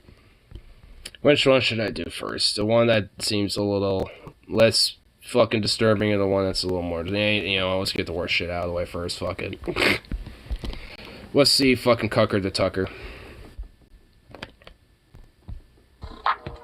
Mike's gonna be fucking loud. Brendan Carrot of Me shared a clip from Tucker Carlson's program where he was speaking with fellow right-wing commentator Jesse Kelly, and what they say in this clip is shocking. I genuinely cannot believe that they admitted to this. And look, Tucker... I mean, at least for Tucker Carlson, he's literally an open white nationalist and a fucking Nazi who openly talks about the Great Replacement Therapy on his fucking show. So, I mean, he admits it already as it is. I mean, he's just been kind of, I guess, I'm assuming, waiting for someone to just validate it. One of the many Fox News hosts that says egregious things and just admits things that you wouldn't expect them to admit. But in this clip, they're shockingly going to admit that the GOP base is going to go more extreme, assuming things don't change within the country. Things being, you know, general things that they don't like. The fact that Hunter Biden didn't get into trouble for the laptop, the fact that Trump was raided by the FBI, just general grievances that the right has with the United States and the Democratic Party and the deep state and the establishment, yada, yada, yada. But what they say here is shocking. Let's watch. I think you make a really solid point about the sadness and the powerlessness that people... I'd say the GOP... I say GOP base, if it is already fascist. I'd say a good chunk of them. I don't know about like the entire GOP yet, but there's definitely a fat chunk of them that essentially at this point, yeah, like when it comes to like the hardcore QAnoner types, the Trumper types, the fucking DeSantis, Proud Boy, Patriot Pair Front, you know, these motherfuckers and shit. Like, yeah, they're pretty much full on fucking fascists, if not even just straight up Nazi, like just straight up. I mean, so it's like they pretty much have already been normalized. It's just about how far are they gonna expand within their own political party wing, you know, to have such an influence, you know, to be able to essentially have a full fascist takeover of the Republican Party. I'd argue, honestly, it's already been like that. They're just bringing it more to the fucking surface. But, I mean... because of some of the more quote-unquote moderate types, I suppose, you know, that are not so gung-ho for, like, you know, putting queer people into camps and shit. Like, I mean, you know, they tend to be a little less fashy, if anything, at least, you know, somewhat, like, yeah, that's kind of bad. You know, so, it's not totally there yet, but it's pretty much fucking getting there.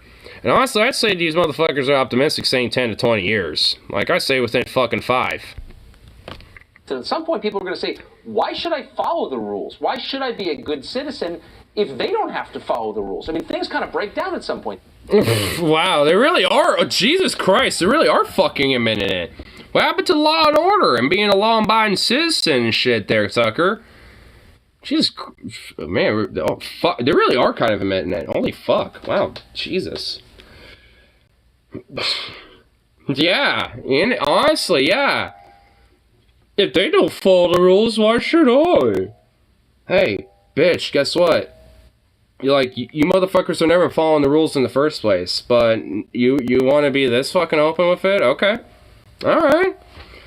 I mean, like, it kind of gives me a sense of, like, yeah, there is only kind of a matter of time until there's going to be, like, something where they do try to, quote, organize and try to fucking do something.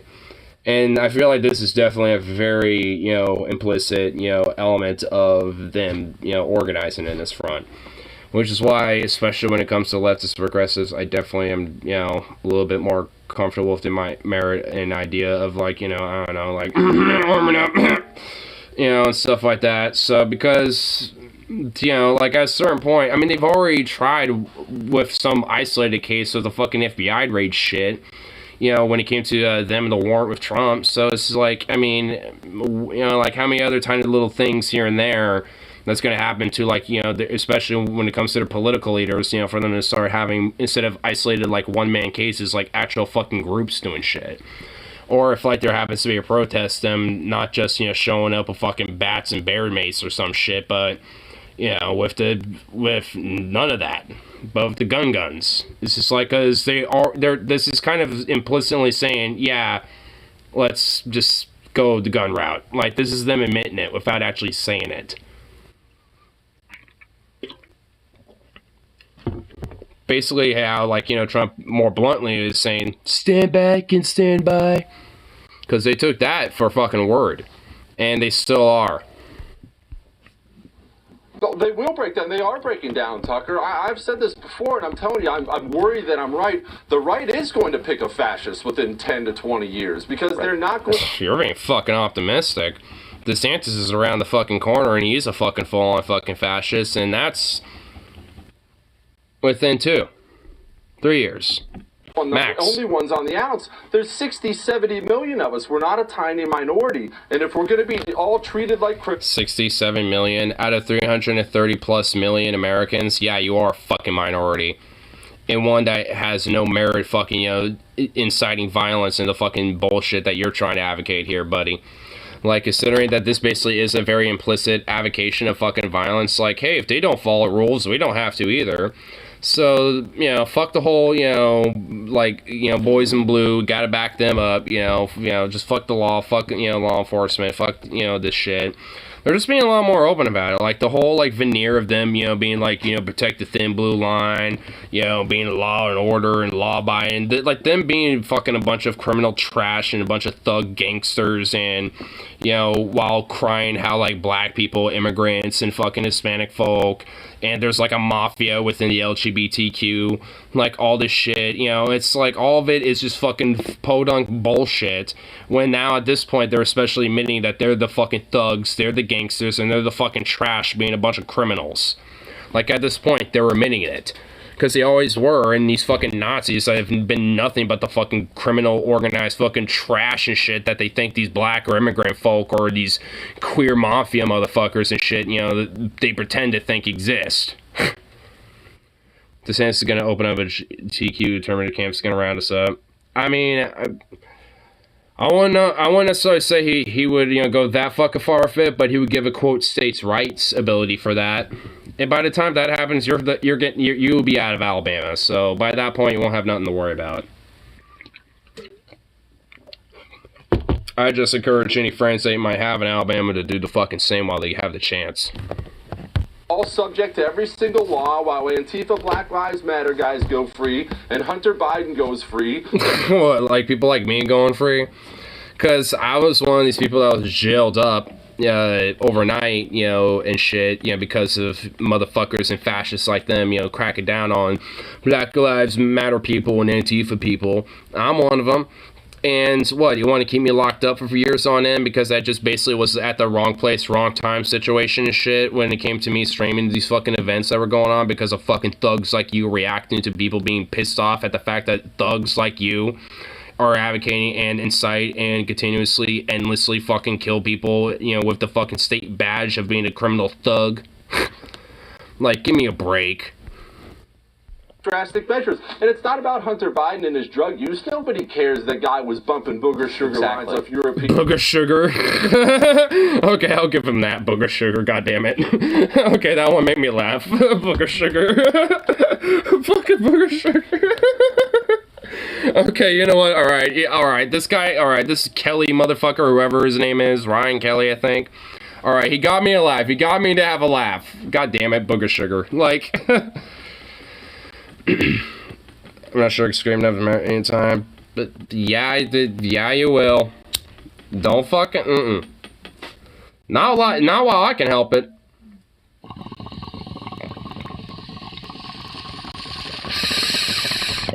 Yeah, the fuck you will. It doesn't take that long to pay off the rest of your Xbox and then get a flight. Plus carry-on fees and all that shit. Like, it don't take that long. Especially when you got a little extra financial help. Again, it's about justice that he's never held accountable for, and none of the Bidens are, but you would be, Tucker, and so would I. Tucker's never been held accountable for any of his bullshit. Oh my god, give me a break. And you're absolutely right. We're moving toward actual extremism because they're undermining the system that kept extremism at bay. And I don't think we... And that means that we must go extremist too by embracing fascism within 10 to 20 years in our very more optimistic view about that. It's like, give me a fucking break. I mean, when you're talking to a white nationalist Nazi, I mean, it's just like, I mean, I guess that's a little redundant. When you're talking to a fucking Nazi who's allowed to be on air and shit, like, of course, it's going to have a more optimistic view and undermine, you know, the fucking threats of fascism and shit. And undermine, you know, law and fucking, you know, him being held accountable or anyone being held accountable, especially when it comes to his fucking side. Tucker has been held responsible for anything in his life. You know, honestly, you know what? This just kind of made me think. Did they? I don't think they did it yet, but they need to do a Tucker Carlson gauntlet. I don't know. I don't remember if they did one yet. I know they did Ben Shapiro. I don't know if they did Tucker Carlson, but Jesus fucking Christ, they need to do one if they haven't yet. Because, oh my god, this fucking worthless Nazi piece of shit.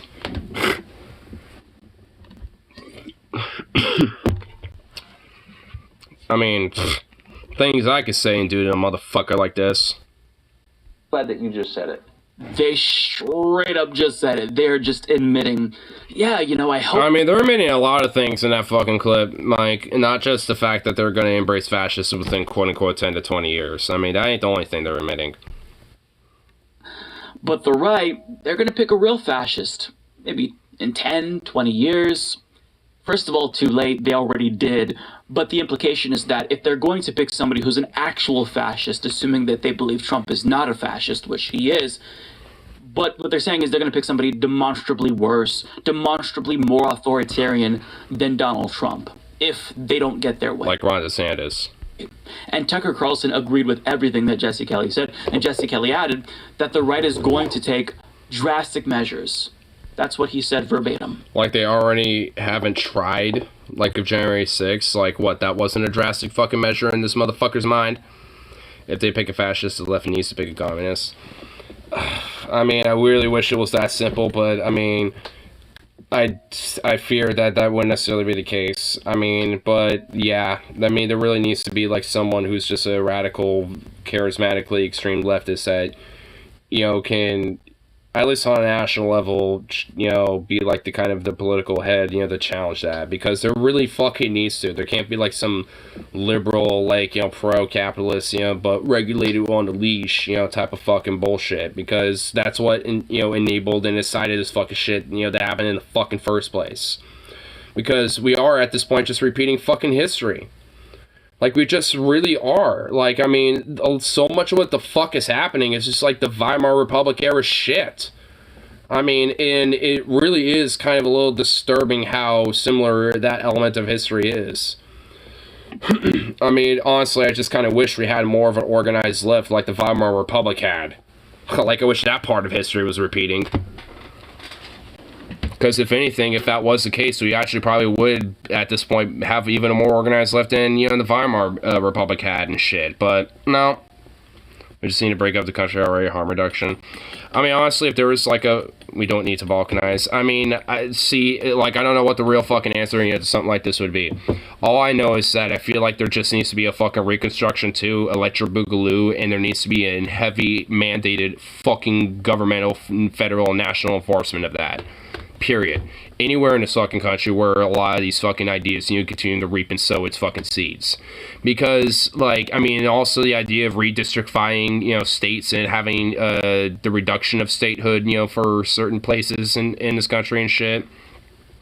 I mean, there's various different things that I think, you know, just need to happen that maybe doesn't necessarily involve balkanization, but if that happens to be the case, then, you know, as far as I'm concerned, so fucking be it. Like, I don't mind being, you know, one of the fucking, volunteer groups and shit that are willing to stand the line in case they want to fucking fire the first shot like Fort Sumter.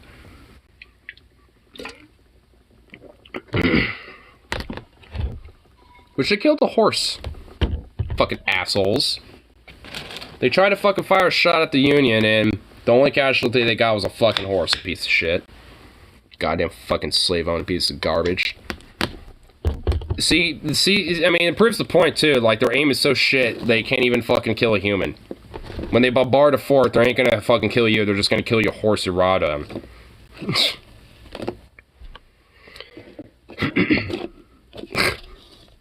Sad bastards. It's like, maybe if they stopped drinking so much goddamn Bud Light and whiskey, maybe they'd actually have fucking proper aim.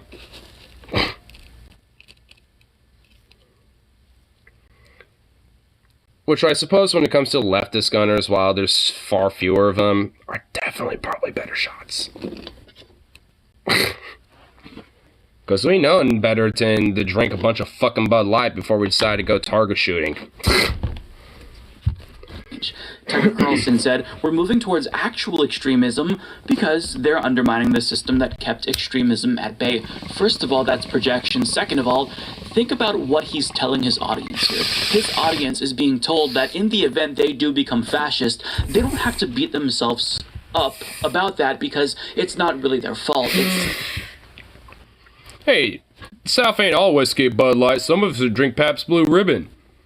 Yeah, like that's any better. Honestly, I'm not even dogging on whiskey, but the whiskey in the South is probably shit. Like, I mean, especially when it comes to bomb shelf stuff. Blech. It's, you know, the Democratic Party's fault because they're the ones who pushed them into this predicament. They've been backed into a corner. Therefore, if they become full-blown fascists, that's justified. Not because of them, but because of what's happening to them, because they are the victims, according to Tucker Carlson. To admit this is insane. And just think about this for a minute. Best whiskey we have is Jack Daniels. And that's not even, like, bottom rung necessarily, but that's, like, lower mid-tier. That's, like, lower mid-shelf shit around here. Maybe mid-shelf, depending on the liquor store. But, like, I mean, just, like, you literally in the middle of it. But, like, I mean, well, maybe not all Jack Daniels. At least at the liquor store that I go to, it's, like, on either lower bottom or the middle shelf. Like, or the bottom mid. Like, I will at least grant that Jack Daniels isn't, like, bottom shelf down here, but there's far better fucking whiskey you can get around here. And, honestly, the fact that Jack Daniels, a national generic whiskey brand, is the best the South has to offer, that's... wow. Sad. Not saying anything to you, Venom, but just saying. With a group of people who you felt would turn to actual violence in 10 to 20 years? As a leftist, if I felt as if the left would become increasingly violent within the next decade or two, I would think maybe this group isn't for me. Maybe I can't associate with them. But they're just like, yeah, our base is going to go in this direction. If we... I mean, I guess that really might depend on...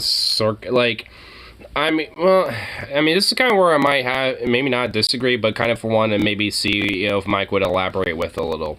Because, like, I would argue that there is definitely a fragment, you know, and frankly, including me, of the left that sees, you know, merit in, you know, a defense, you know, a defensive reaction when it comes to violence being done, especially when it comes to against leftism and progressivism abroad.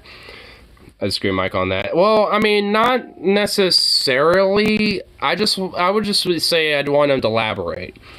Because I think, you know, when it comes to a defensive reaction, especially when it comes to violence, mainly, especially directly, then yeah, like I would say that, I mean, especially if your life depends on it, yeah, use literally any and all fucking means to defend your fucking life against, you know, the violent reaction defensively. And that really just kind of goes in general, even outside of politics shit.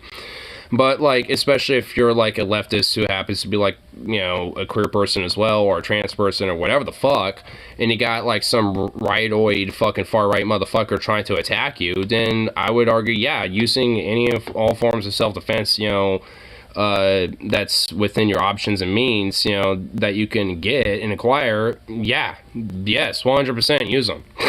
Because it, you know, especially at this point, if they're getting a lot more blunt and broad of this type of shit, you know, I don't necessarily think, you know, it would behoove, at least especially some lefties, to potentially, you know, have a more, you know, defensive reaction, at least when it comes to the use of violence. Like, if it comes to offensive use, like, yeah, we're just going to, like, you know, as leftists offensively use this against, you know, like, the churches or this or that or whatever, fuck, I would be like, hold up now. Like, I mean, there's better ways to target, you know, our political opponents outside of outright violence and shit when it comes to doing so offensively. Defensively, though, I would say, you know, that's a different story. But offensively, like how fascists are doing, especially right now, that's where I would probably agree with Mike on. But beyond that, I would, you know, be kind of curious to see if, you know, if a more elaborated take on that would, you know, maybe hold a different position. I mean, overall, I suppose on a general level, I would probably agree with him, but given especially social circumstances, I mean, I feel like that really needs more elaboration. I don't necessarily disagree with him, but I feel like that needs a little bit of elaboration, like I said. Just because, like, if I have some fascist or some Proud Boy or some shit, you know, wanting to try to beat my fucking head in, yeah, like, I'm gonna have no problem using any form of self-defense that I have at my disposal to fucking eliminate that threat. I don't give a fuck. Like, I mean, at that point, at least. You know, but if it comes to them just saying words or, you know, being loud or boisterous or whatever the fuck, I mean, whatever, I don't give a shit. Like, I mean, you know, I'm not going to offensively, you know, use any violence against them, but as soon as they do that to me, gloves are off, as far as I'm concerned. And as, you know, when it comes to the whole rules of fighting and winning the fight, like, all's fair in love and war, as they say. So... I mean, as far as I'm concerned, like I said, gloves are off when they decide to throw the first punch, or throw the bat, or fire the first shot, or whatever the fuck.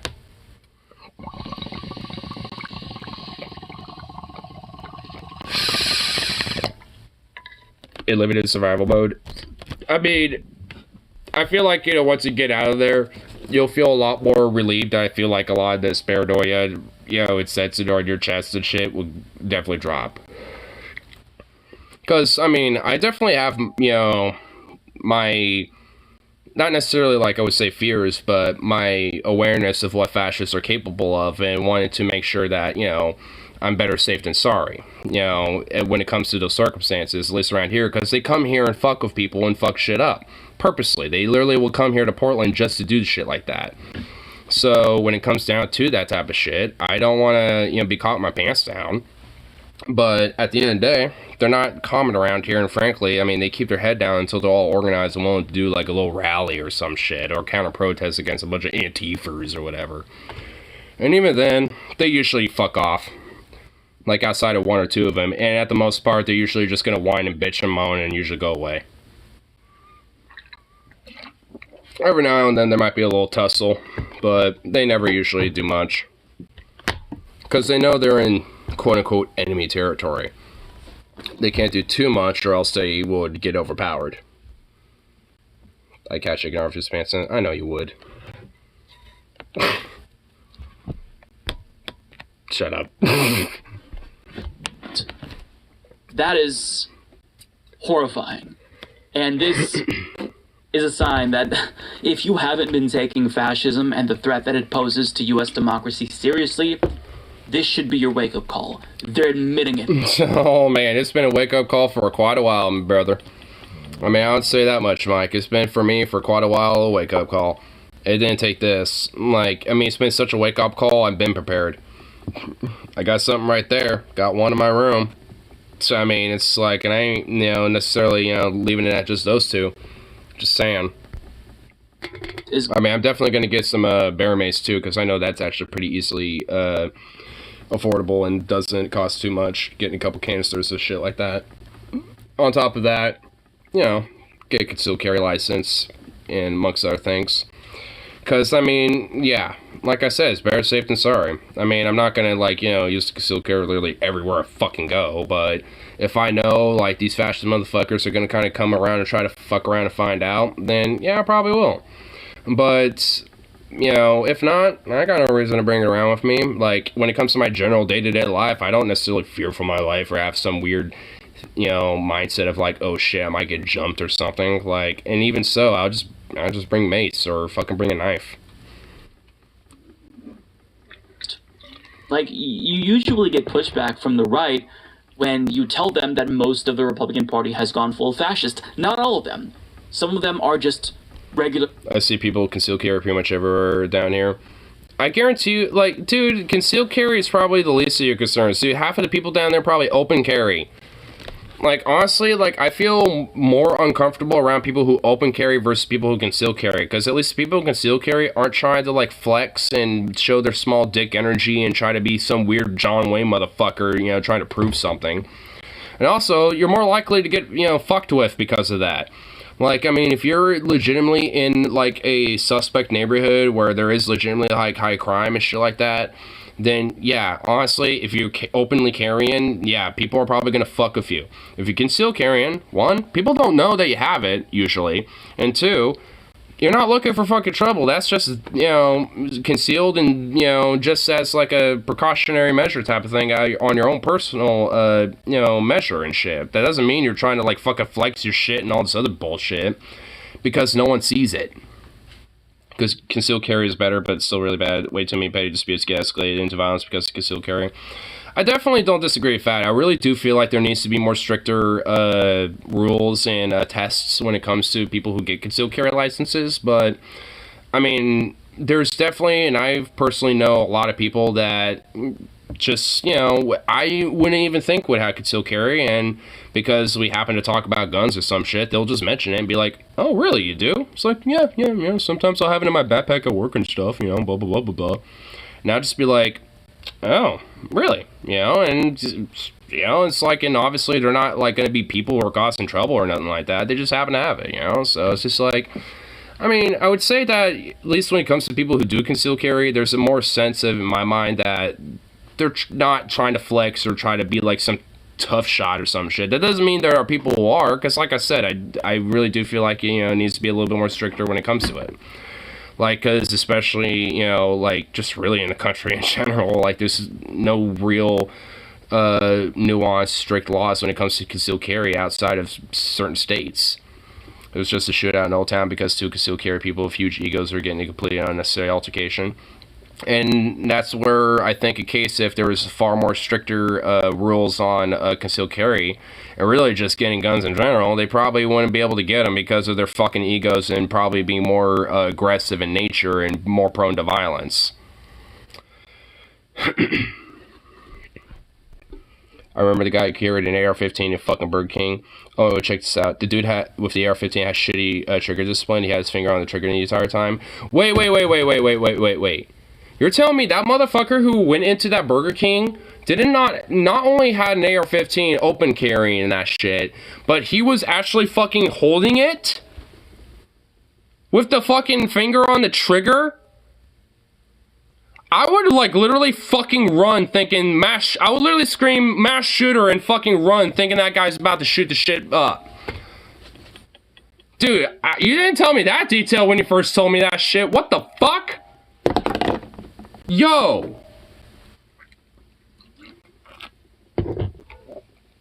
No, that's just unacceptable.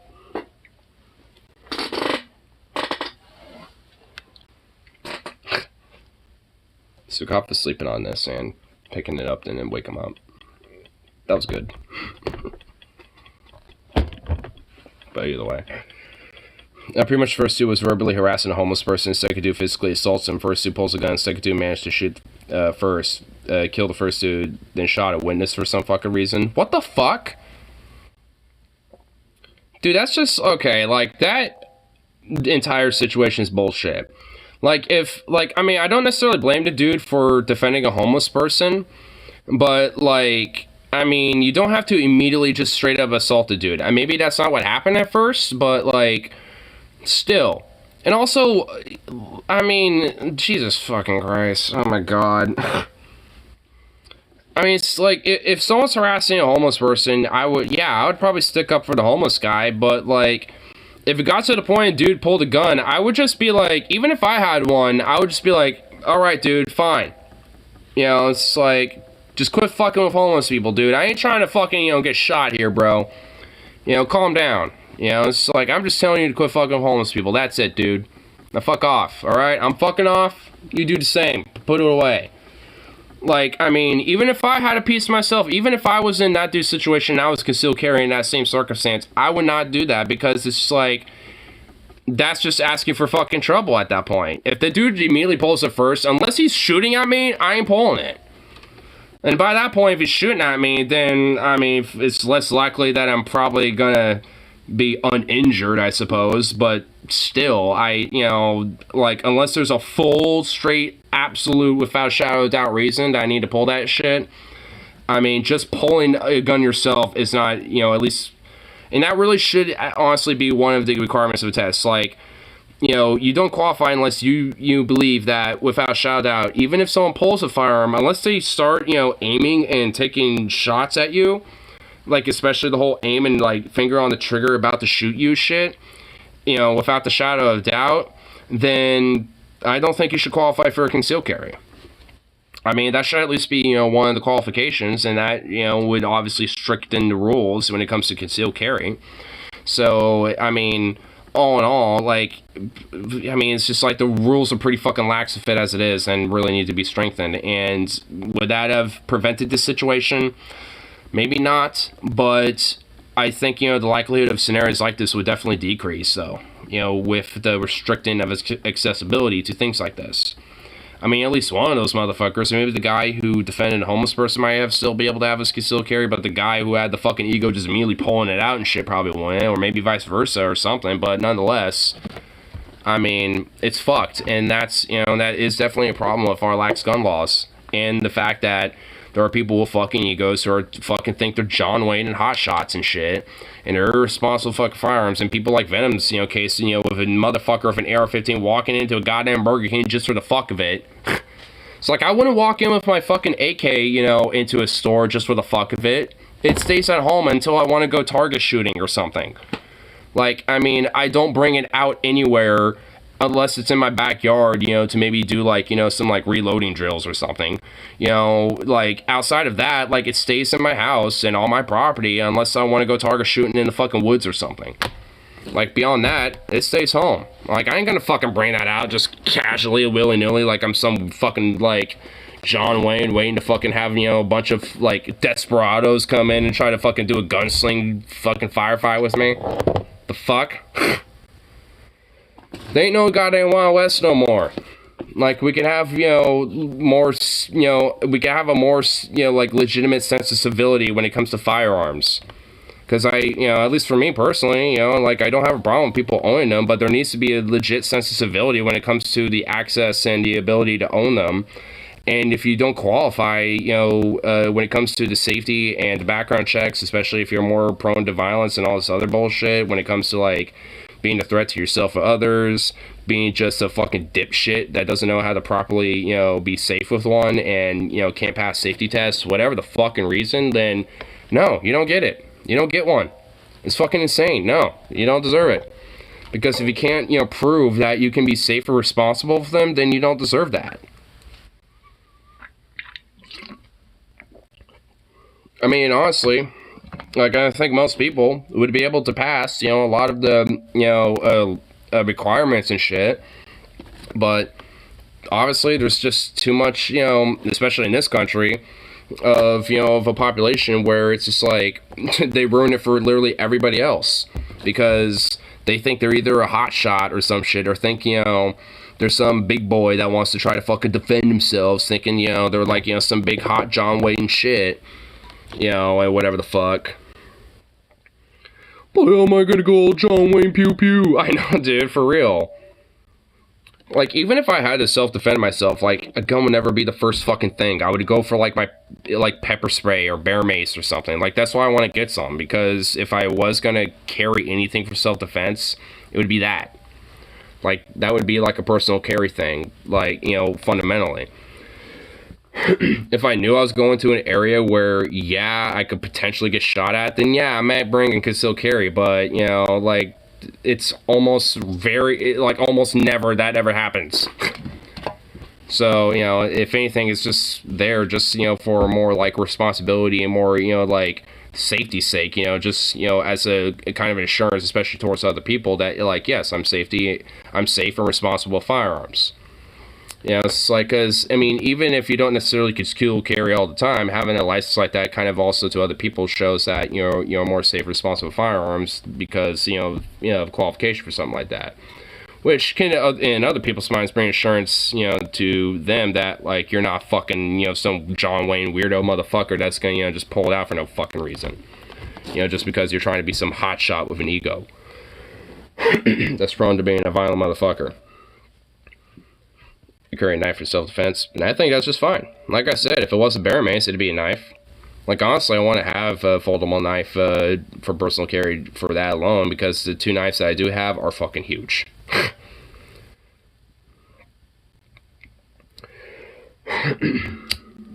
Any guy I want to leave my house? Yep, exactly.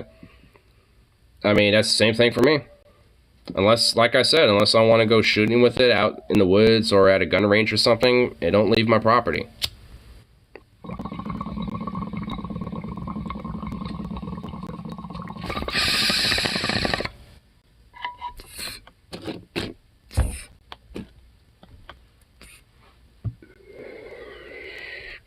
Besides, I can't conceal carry a fucking hunting shotgun or a fucking rifle. Like, there's no way to conceal carry those anyway. And like I said, even if that was the case, unless I absolutely knew I was going in an area where that was a very likelihood where I might get shot at, I'm not bringing it. Because there's no reason to unless that would have been the case. Only gun ignorance one between his legs. Well, of course, I'm always concealed carrying that. Abe Lincoln hat, old man cane. I mean, honestly, like, there are legitimately, like, old man cane guns and shit where they fire, like, a little 22 or something like that. They do make those. I'm just saying, they do make those. They've had those ever since, like, the 1800s and even, like, the 1700s and shit. Back when they had, like, you know, where you had, like, musket load those fucking bitches. I mean, it's just like, I mean, they've had, like, things like that for quite a while. Like, Henry VIII had, like, a little, like, a literal umbrella gun.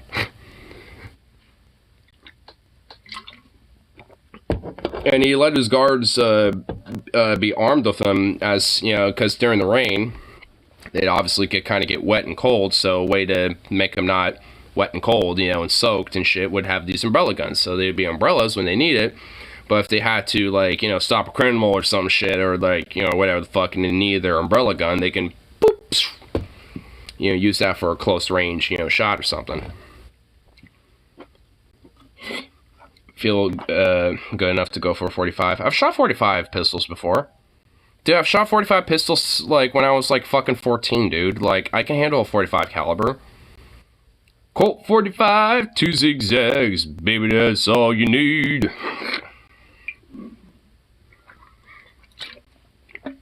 I mean, honestly, like, I can handle a Colt 45. Honestly, like, when it comes to a handgun, because the next firearm I would probably get is a handgun right now, it'd either be a revolver or a 1911.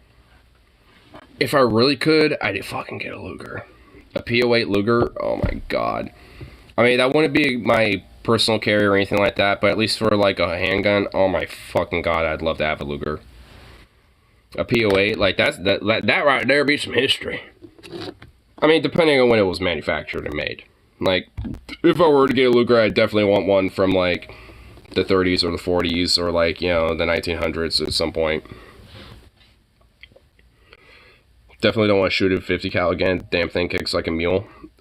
Oh my god, that reminds me, I never shot it, but I went to Northwest Armory one time, and they had a 50 caliber bolt action that you can buy, and it was a bullpup. So the fucking magazine was in the back where the bus stock was. Dude, that thing weighed like fucking 20 pounds. That thing, and it cost. Guess how much it cost? It cost like 11 grand altogether. And I was just like, oh. I'm just like, man, I'm just thinking about like shooting that fucker. Like, I mean, cause I mean, dude, that thing would, yeah, like you said, kick like a mule. And I know with bullpups, they have less recoil in them versus other rifles in comparison. So it probably wouldn't kick as hard, but it'd still kick like a mule. I mean, it's fucking 50 caliber. I mean, it's like this fucking wide, and a 50 cal is like this long. It's huge.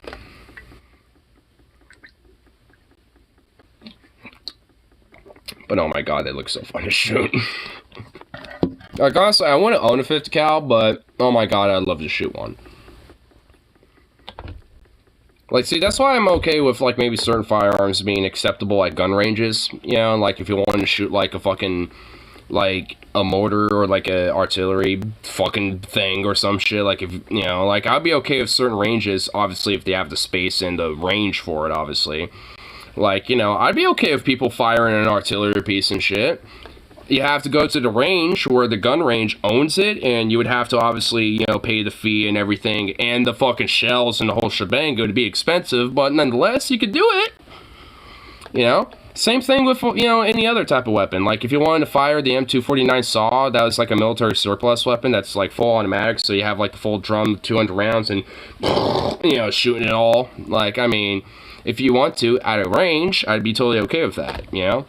Like, you know, when it comes to, like, you know, at least that element of, you know, like, gun enthusiasm and shit, like, at gun ranges, I'd definitely be okay with, you know, people being able to have access in that way, but owning them, yeah, like, I wouldn't necessarily want somebody to own, like, an artillery howitzer or, like, a fucking MG42, per se. I mean, you know, at least in the sense of, like, just, like, being able to just, like, have it willy-nilly, you know what I mean? But, like, being able to, you know, have the gun range and have it there where you can essentially rent it, you know, while on range and shooting it there, like, that I'm totally okay with. You know, but, you know, it's like, because, like I said, you know, like, I'm never really, like, against, you know, like, the idea of, like, shooting a gun or, you know, have fun with them or anything like that. It's just like there really needs to be just a stricter process and fucking just more nuanced laws with it, because like there's so many other countries that people can own guns, you can go shoot them, you can go at gun ranges at other countries and shit, but they just have fundamentally better laws about it. And, you know, even, you know, a lot of other countries, I would say that, yeah, maybe they might go a little excessive with some of the laws, like the UK or something, or even, like, Canada to an extent. But even then, like, you know, despite that, they're more nuanced and honestly better than us, you know, when it comes to that. Other guns have licensing and training requirements. Yep. Other countries, yeah, exactly. Like in Switzerland, like when it comes to gun accessibility, like it's honestly, you know, you can have firearms in, you know, in a lot of countries, like in Switzerland, in Finland, Estonia, Latvia. Like there's a lot of countries where you actually can own guns, you can go shoot them, you can do whatever you want with them for the most part. But they have strict licensing requirements and training requirements, and in a lot of cases you have to be a part of like a rifleman's union or like a rifle club or shit like that, where essentially just like weekly or monthly training and shit like that, where you have to like go to basically and shit. Where, you know, there's a lot of requirements that essentially, you know, are in place that, you know, continuously show that you prove that you are able to own these firearms and have them and so on and so forth. And honestly, that's what I would have. Like, I mean, I would encourage, like gun clubs and shit like that to be heavily enforceable when it comes to gun safety and shit like that. And usually a lot of them are. And, and have that be a very regular thing that is, like, instilled, you know, in people of these, you know, clubs and shit. You know, because it's very important, and, like, because, it's a part, fundamentally about what responsibility is, especially when it comes to things like, something as serious as a firearm, because that shit, is very dangerous. Like, it's nothing to fuck around with. Like, I got my AK over there, but I don't fuck around with it willy-nilly just because it's there. Safety violates my rights. I know, dude. It's like, what? You're trying to say that I need to be more safe for the thing I want to have fun with? Boo! It's like, I mean, it's basically like, a teenager being like, I want to ride my bicycle. You need to wear a helmet or else I'm not allowing you to ride it. Boo! You're trying to make me be more safe with the thing I want to have fun with. Boo! It's like, give me a fucking break. It's just like one little thing you can do. You know what's funny though? I was actually that kid. Like, I would be like, my mom would be like, hey, like, can you, wear a helmet when you ride your bike? I want you to see your helmet before you leave, all this other shit. And I would actually just fake it and be like, here it is. And then I would just literally, like, before I leave the driveway, like, hide it under a bush and just leave. It's just like, because she was so excessive with the rule, I was that kid. But, I was like, boo, fuck you, trying to instill safety in me while I ride a bike. You want me to wear, like, helmets and shit, boo. But it's just like, yeah, because, if you fuck up and if you're responsible for riding a bike, you can injure your head because you crash. Yes, like, that's actually a good thing. Like, it should be encouraged to be safe. Take that, obviously on a more extreme level, with firearms. Like, you want to be safe and responsible, because if you don't, you're going to crash by injuring somebody or yourself, or look like a fucking idiot that doesn't know what they're doing. You're going to end up at one of those fucking, like, gun fail compilations where everyone fucks on you because you're an idiot.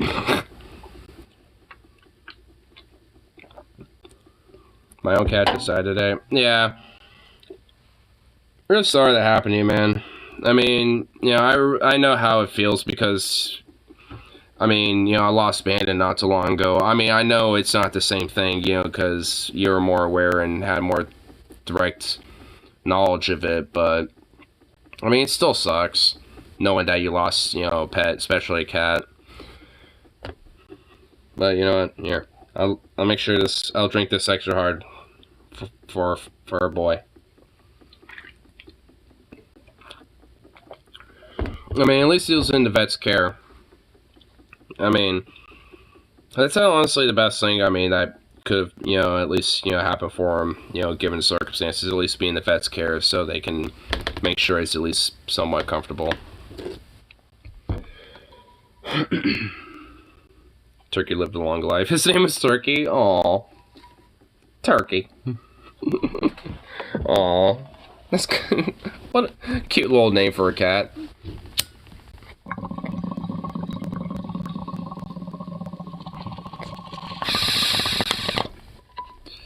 Yeah, but it's all good. I mean, I was kind of mourning a little more with my cat Scooter. I mean, he was the first cat that I had, and he was the first cat that I lost, and I mean, when I lost him, I mean, I was with him, with his last seconds of his life, and I mean, especially with, like, the first experience of death of another being, especially very directly like that, on top of being your first cat and shit, I mean, that definitely hits hard. And, I definitely have been kind of thinking about him a little more lately.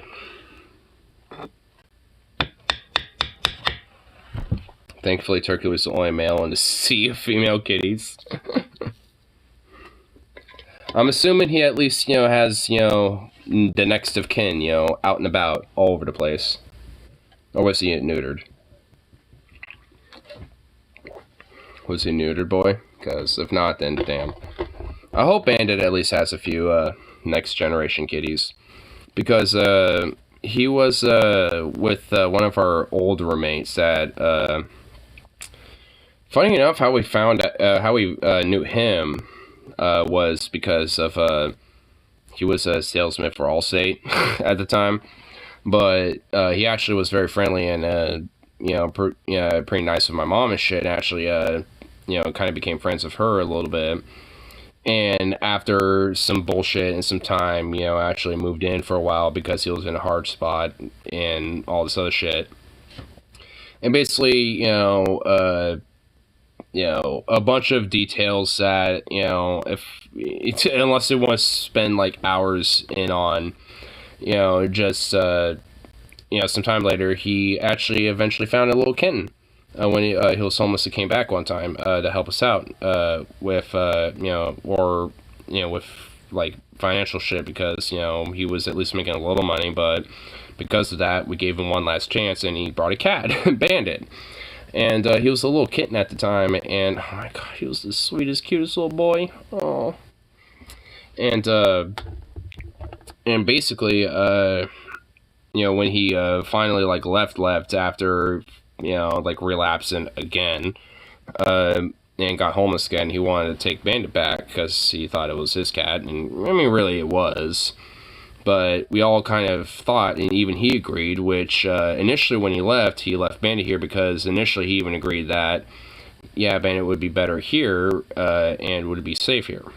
And which at the time was true, at least. Left him here. And then after a while, he, fucking came back to try and pick him up again, because he thought it was his cat. But by the time that he was, with us all this time, he was pretty much like our cat at that point. He bonded with us and shit. And was still not neutered yet. And who Logan would always argue with. Yeah, I think it's the same guy you're thinking of, yes. And it wasn't for like a few months. Like collectively, off and on, it was probably like a year. But yeah, same dude. And, and while he was gone for all that time, he had Bandit, and he wasn't neutered yet, and, he was homeless and shit, and obviously Bandit would run out and about and do his thing, and, there's probably, an element where he found some female poontang, some female pussy, no pun intended, and, probably laid a little extra, extra generations of Bandito, which I really hope. Especially now. Because when we had him, I kind of wanted to kind of keep him unneutered just because, I kind of wanted little mini banditos, honestly, in my mind. Just so I can kind of adopt him out in the neighborhood a little bit.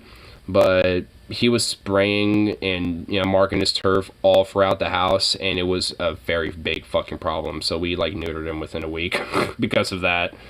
So, I mean, I feel like he probably has, little mini banditos running around somewhere, but, I mean, who knows? That dude, I don't think any of us like the guy. I mean, yeah, I understand it. I mean, I definitely don't like a lot of elements about the dude just because he had such a mindset of, like, the whole capitalistic hustle grind set, type of thing.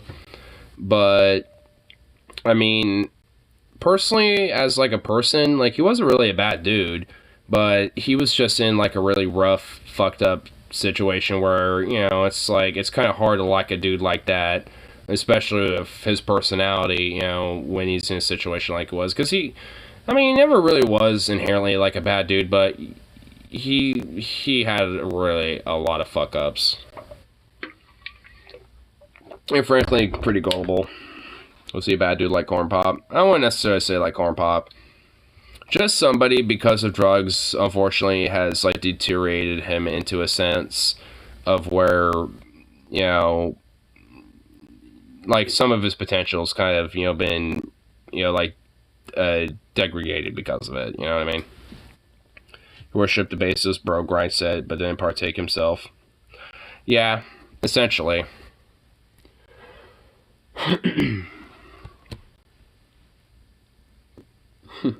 Oh, a little knocked out.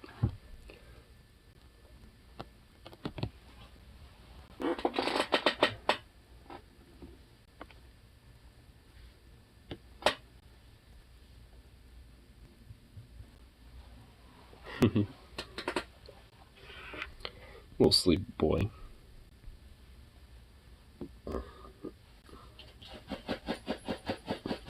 I guess he's awake.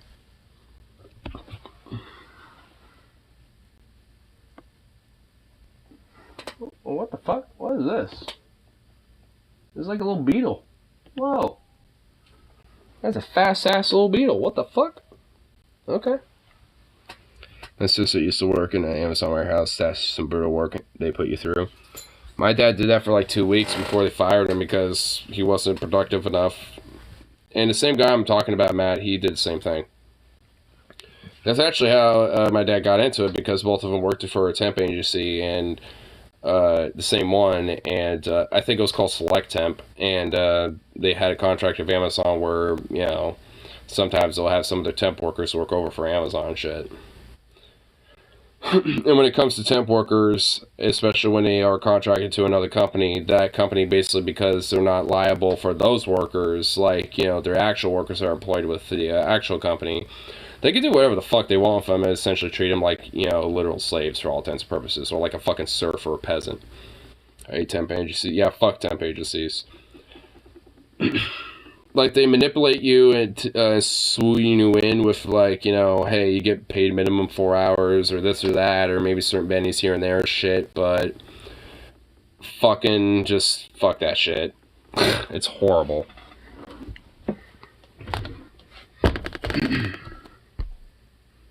Here, go to the bathroom real quick. Be right back. Wow. Zukov, you know that word now. You memorized that word. And you need water or food. Come on here. I'll get your food bowl. We're gonna place that when I come back. You get your water replaced.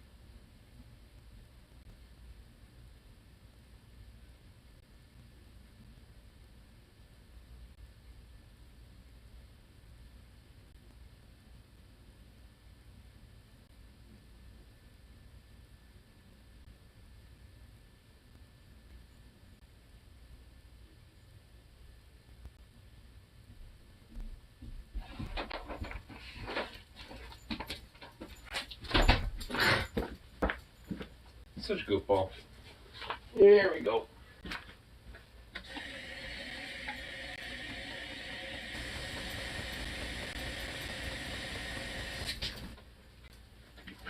Ba-da-doo, ba-da-doo. Here's some water for you.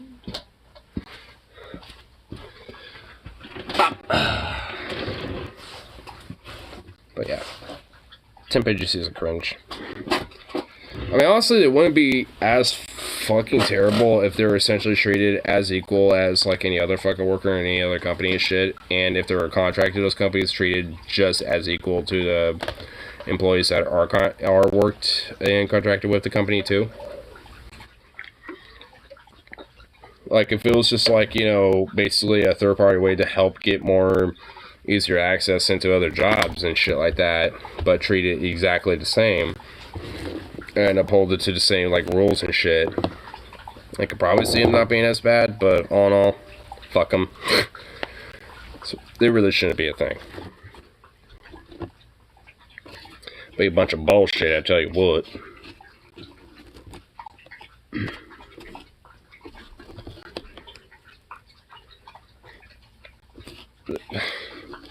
That's very distracting, Zukov.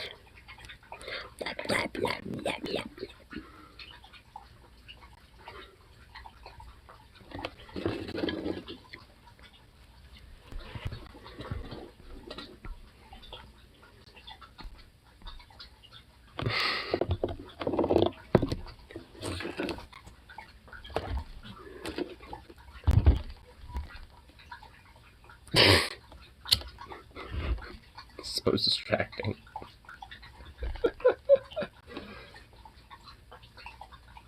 Are you gonna stop drinking that? Damn. Some recording, and I was like, does it sound like a real person? Sent you a recording? What was the recording? Does it sound like a real person? Huh? Is it in the group chat, or is it just to you? I guess it wasn't in the group chat. I don't see anything. Feed Zukavo a treat. Oh my god. Some chick saying she's going to take a shower. Oh, it's because he's like on some dating app, but he's like getting like a bunch of scammers and a bunch of fucking shit like that. Dude, what the fuck is, like, what type of like dating app is he using where he's getting so many scammers and shit like that, dude? I mean, honestly, it's not uncommon. Dating apps are literally rife and full of that shit. It's honestly the main reason why I would say not to use them is because, like, frankly, most of them are legit, mostly just scams.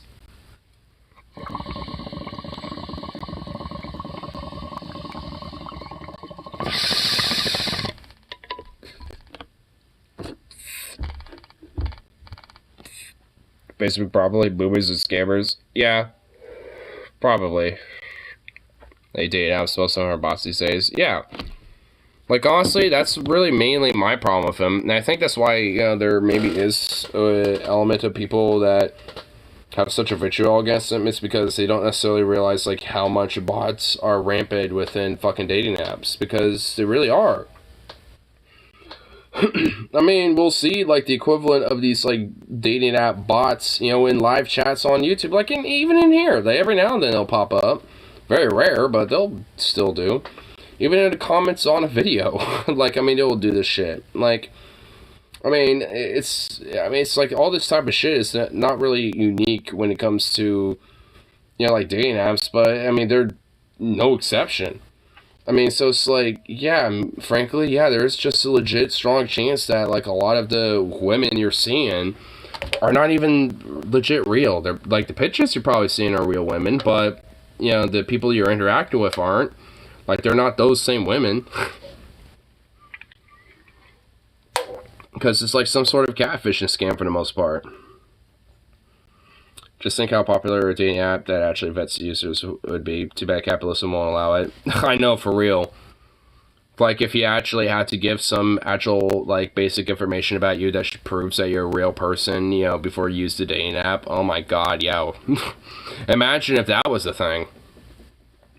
Sometimes some post comments on Ignorance video begging for more husky time. That's you, though. Like, I mean, I know that's a real person. But you use a sock account that also, like, I won't even have a problem with that because it actually does, like, boost me in the algorithms. I don't even necessarily have a problem with that, but if you want to make it more, quote, genuine, you know, make sure it's a sock account that doesn't have the same numbers. You know what I mean? Like, if you got, like, a Venom 9390, but then a Talon 9390, you know, it makes it more obvious. But if you have, like, a Talon 420X49 or something like that, I don't know, you know, some random other bullshit, then it makes it seem more genuine. But, you know, this is my original account, Lamau. Venom is my sock account.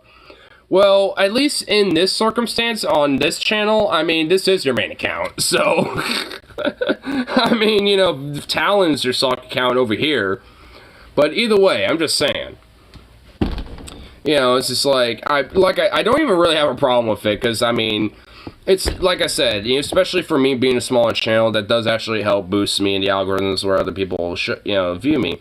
And honestly, I feel like because he did do that for a little bit, there has been a little bit of a boost. Like, there has been other random people that have, you know, popped in that I haven't seen before and shit as of recently, which I think is a good thing, you know, because obviously that means that YouTube's algorithm has, to some extent, you know, pushed me, you know, to some level to where it has, you know, been visible to other people. But also I do kind of comment on various different YouTube shorts and community posts and stuff too as well on YouTube, so maybe some people will see my comments on those and check me out from there and shit. Because there's like that one kid who's actually in high school from what it sounds like, that I know a tall dude, and you know, I'm totally fine with that because he actually seems like a pretty chill, pretty cool dude. So, Rip Ignore, I see my face, and most definitely I'm not smoking hot billionaire. So, I mean, he got like that cute, like, you know, chubby bear vibe where it's like a cuddly, you know, warmth where it's just like, you know, snuggle mode, you know what I'm saying? Like, I mean, there's a cuteness, you know, involved with, you know, your current self and shit, you know what I mean? And like I was saying with Fishler, if you, like, I know you're unable to, you know, do nothing more than Peach was, but if you were able to, like, have, like, I noticed that, like, right here specifically, your mustache area tends to be more thick, so if it could, having that grow down a little bit would actually look kind of badass. I mean, if I could, I'd do that, like, have some handlebar shit, but honestly, I wanted to kind of, like, have it kind of, like, go out like this, kind of like a General Custer or some shit.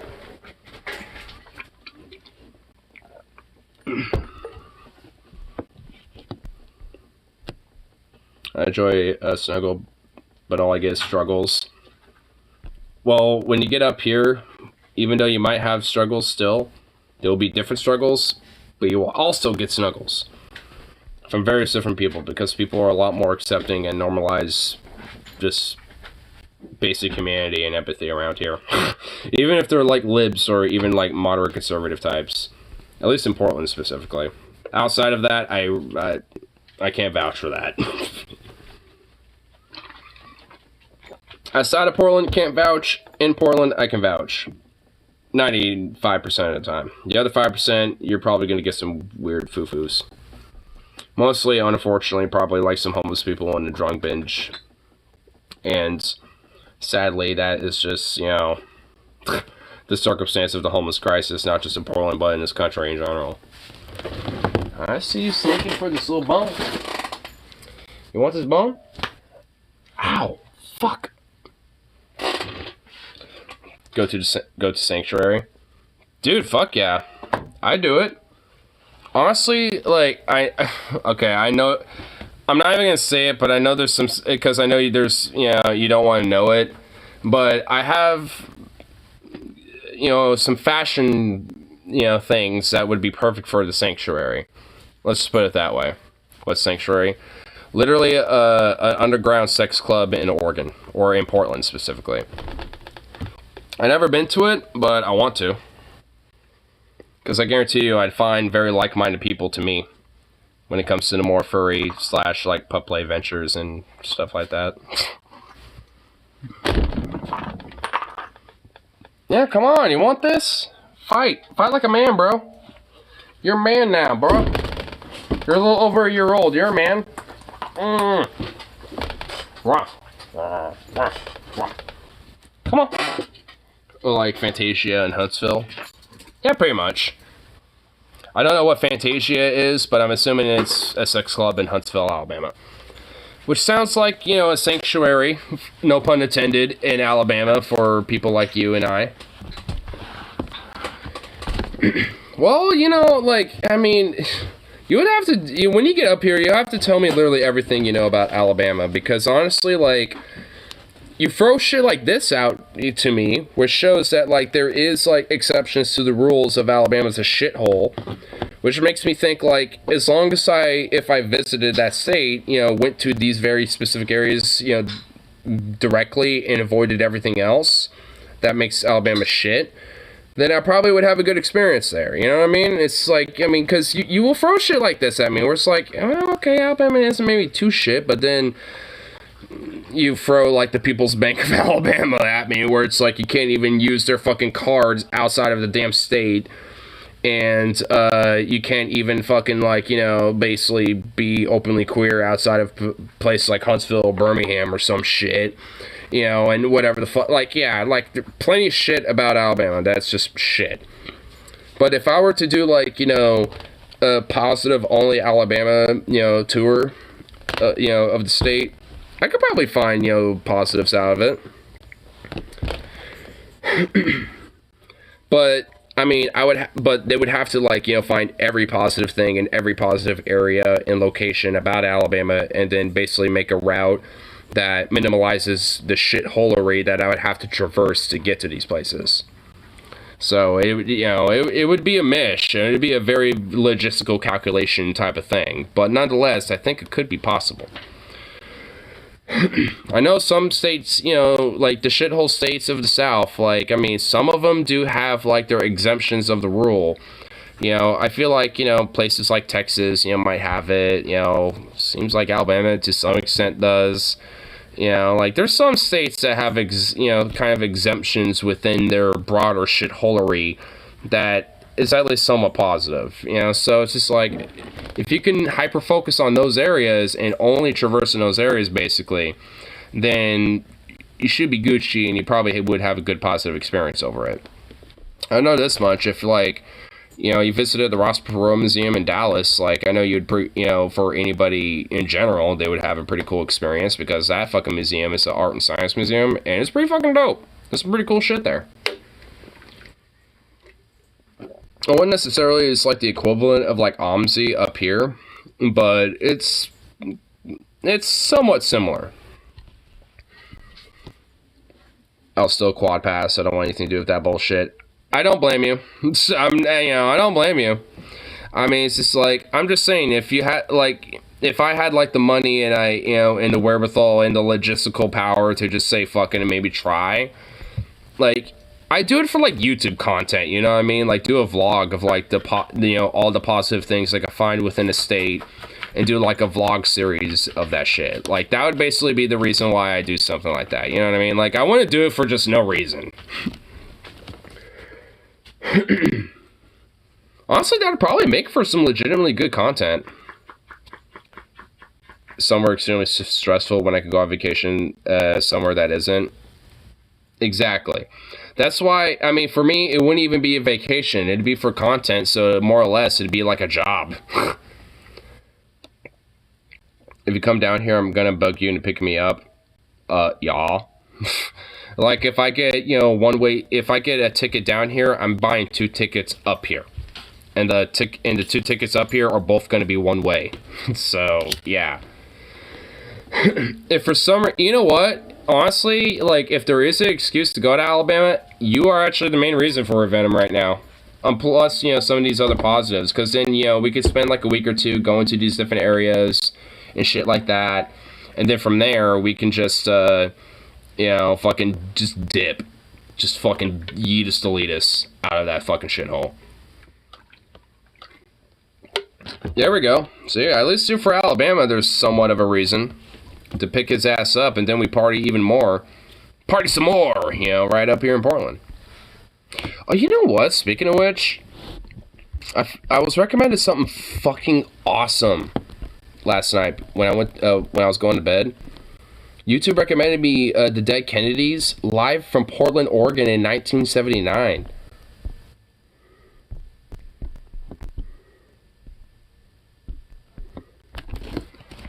Dude, it's so fucking awesome, dude. It's just, I mean, look at this shit. It's at the place called the Earth Tavern. I remember someone had timestamps. Let me go to the timestamps.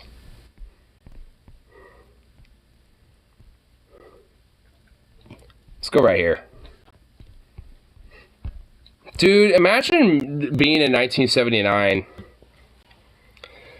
You better learn how to drive Lamau. I guarantee public transit is non-existent in Alabama.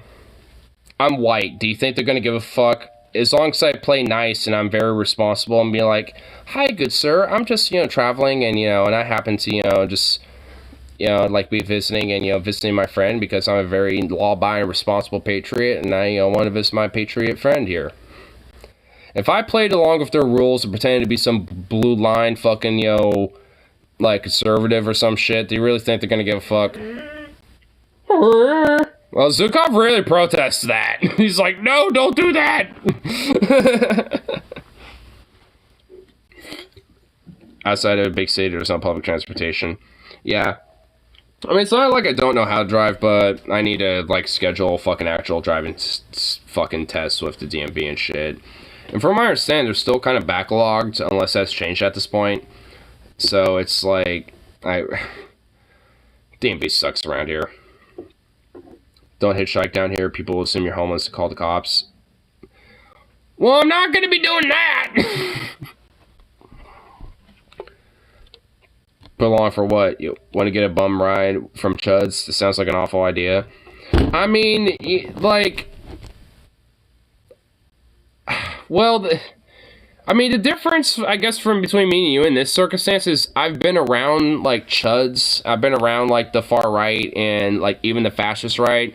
I kind of know how they are, especially when it comes to just day-to-day interactions, because I've kind of been around people like this. I kind of know what to expect, and I kind of know how to play ball, so to speak. Like, I know my privilege. I can use that to my advantage if I need to. I know what my privilege is.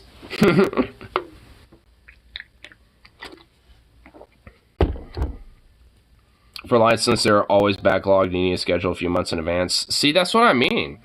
They're always fucking backlogged, and it's bullshit. Like, I mean, the test part of it and everything I've already done. Like, I don't need to necessarily prove that anymore. I mean, I guess maybe I might have to at this point. It's been a while. But, I mean, like, honestly, when it comes to the driving test portion of it, like, I mean, I wouldn't necessarily have any doubts that I can pass it. You know, like, I probably want to, like, kind of brush up on the, laws and shit like that a little more and stuff like that and yada yada, but... At the end of the day, like, I think I have a general idea and I would probably be alright. I just, it's just more or less just trying to get that shit scheduled and just get it out of the way. Alright. I'm sure I could bug my stepsister and come and pick you up from the airport, Lamau. She's a gay girl and it's chill. Oh, dude, dude, honestly, just the way you described her, I think her and I would get along hella hardcore. Stepsister, gay girl, and it's chill. Probably low-key, I'm assuming smokes weed. Probably a little bit into punk and stuff like that. She sounds like, my type of person to vibe with and, be a friend with and shit, you know what I mean? It sounds like she needs to get the fuck out of Alabama, too, and get up here. For Oregon, there's a multiple choice test and a driving test. I think it costs around $120 in total. Oh my god. I did the multiple choice test. Like, I already did that part. Would I have to do it again, if I had to do the driving portion? Like, even though it's, like, been a couple years. Like, the last... Because when I did do the whole, like, test and stuff like that, that was, like, I think 3+ years ago and shit like that. You have to do it again. Ah, god damn it. Well, that sucks. It's valid for a year. Okay, so if it's been more than a year, alright, so I would have to do it again. God damn it. Man, fuck the DMV. Wow, that's driving test only costs $35 down here. Yeah, I mean, honestly, I'm just like, god damn, dude. Like, it costs that much? What the fuck? I felt like it didn't cost that much, when I did the test and shit. What the fuck? Oh my god. See, this is why I get turned off from doing it. This is honestly why I really haven't. It's because when I realize, like, all the fucking bullshit at this point, it's like, I don't want to do it. I don't want to adult. I don't want to be an adult and have to go for it.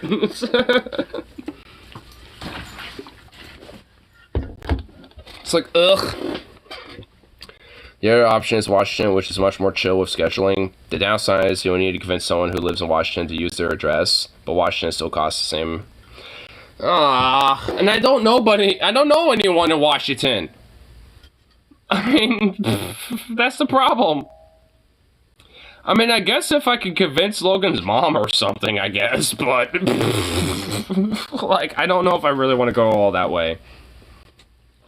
With his friend's place in Washington. I kind of know your brother a little bit because he does go into my store and shit. Maybe I can see if I unironically compensate his friend if he'd do the same. I'm not even fucking shitting. If it's honestly easier, even though if it costs the same, even though I might have to pay more just because of that, I do it. Just so then, once I do get the license, it would be easier to transfer the license over to an Oregon State license by that point, wouldn't it not? Because if I already have a license in Washington at that point, then all I'd have to do is just a driving portion and all that shit. I mean, because at that point I've already passed the driver's license test. I would just have to like get an Oregon State version by that point because I've already qualified and blah blah blah. Like, I'm trying to see if there's loopholes is all I'm saying. I don't know if there is. I mean, I'm just, you know, because obviously you know a little bit more about it than I do. You could walk into the DMV and get a license, switch to Oregon. Oh, fuck yeah. Okay, so you know what? Just for the, you know, convenience of the loophole, you know, next time I see your brother, I might try to hit him up about that. Because he does come into my store every now and then. So if I happen to be on break and I see him walking around and shit, I might have to, you know, I might pop him by. I might pop him up and be like, hey, what's up? But realistically, walking to DMV, you need to show up early in the morning. And yeah, that is true. Actually, you should go to Arizona and do the test there. The licenses are good for 20 years. True. You know what? Honestly, you know what's fucked up? I could do that. Because I have my granddad who's retired and lives in Phoenix, Arizona.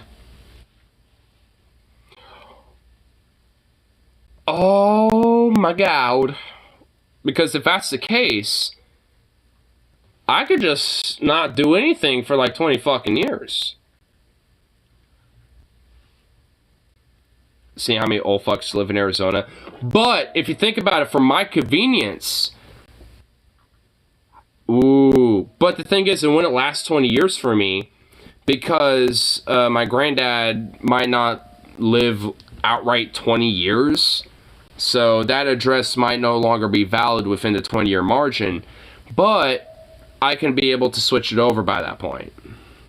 So I could drag it on for as long as, I guess, basically as long as my granddad lives, I guess. And then by that point, you know... By the time I'm hearing news about maybe his health or whatever, you know, and stuff like that, I can switch it over. You know, so... I mean, it kind of sounds morbid the way I described it. That sounded fucked up, didn't it? I mean, I love my granddad. I really do hope he lives longer than 20 years. Like, I hope he has a long life. But, I mean, he's like 80 plus years old. Like, I mean, unless he somehow lives to like 105 or some shit, like... 2 decades is stretching it. I mean, even I will admit. But again, it did sound pretty fucking morbid, so I'd at least have to caveat that. It's way harder in Portland. When I visited Phoenix, it was in December. If I'm going to Phoenix, it would be in the winter.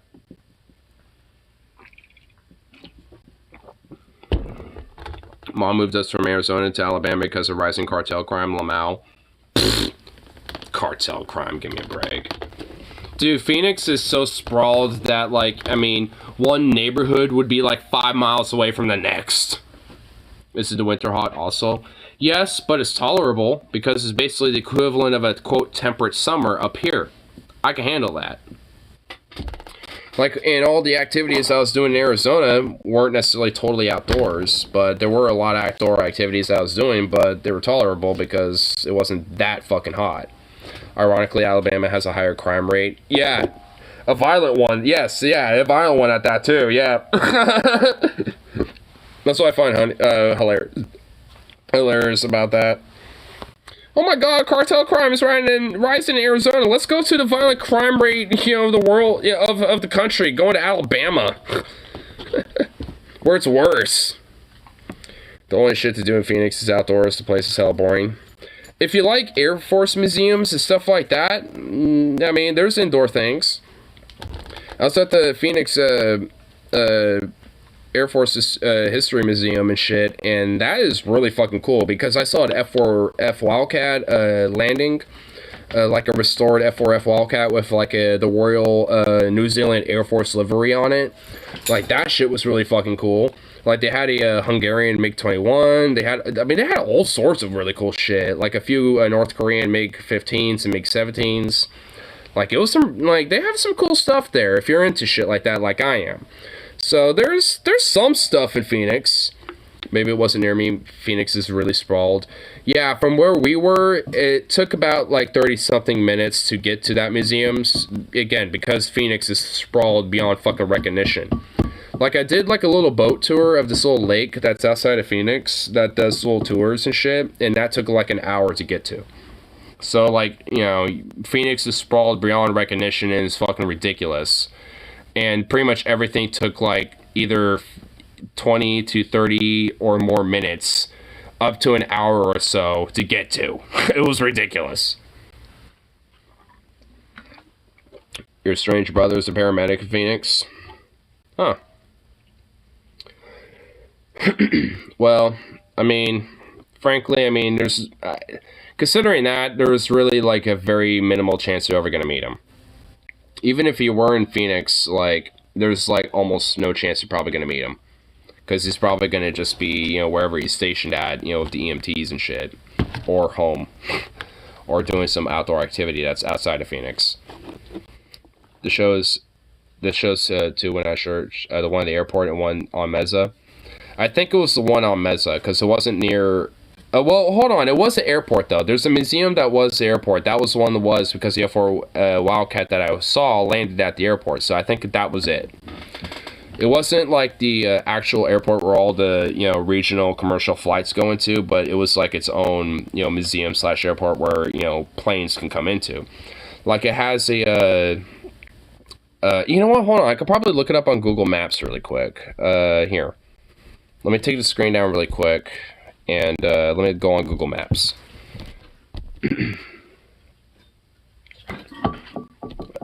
Let's see here. I can't talk to him because he is my stepmother's son, and she made sure he hates me. The one that says the airport. The TC is crying children airport. Well, yeah, that I don't think that is it. So it might be Mesa then. But here, all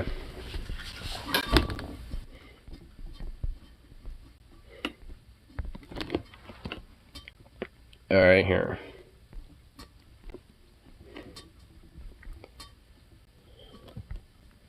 Here, let's see. Is this it? The Arizona Commemorative Air Force Museum. Is this it? I think this might be it. Let me... Yeah, I think this is it. Yeah, this is it. Because it has a C-47 Skytrain and a B-17 that you can enter into. Yeah, it is in Mesa. Yeah. And the town's completely dead. True. But honestly, like, the stuff here is really fucking cool. Here, let's look at the photos. Because honestly, the photos speak about it more so than, you know, anything else. Like, this is like the only thing to do in Mesa. So this is the B-17.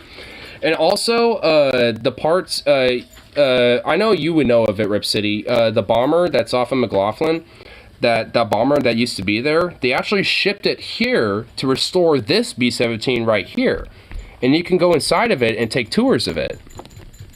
And you can go in and, you know, look inside of it, and for, I think for like $250 for an individual, you can go in there and, you know, be in it while it's flying. But yeah, I think this is it, because I remember seeing this little guy right here. F4 Phantom is there. This is the front of it right here. I like to go inside, ignore. Oh my gosh. But yeah, I got some biplanes here too. Or this is a monoplane right here on the top, but there's an old biplane right there. Oh, there's a MiG. I think that's a Hungarian MiG, if I remember correctly. And when I was there, they were restoring this B-25. I was in one of their hangars where they would at least let you walk into it, but they had like it cordoned off because they were working on it. And this is a B-25 that they were working on restoring. So it looked like they totally restored it. And you can go inside of this. This is the C-47 Skytrain where you can go inside and kind of take a look at. I'm pretty sure this is a German aircraft right here.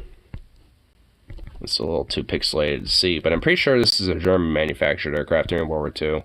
Might be a Heinkel. Oh, there's another C-47 right there. This looks like it's, might be a Hellcat, maybe? This is the inside the C-47 that you can take a look inside.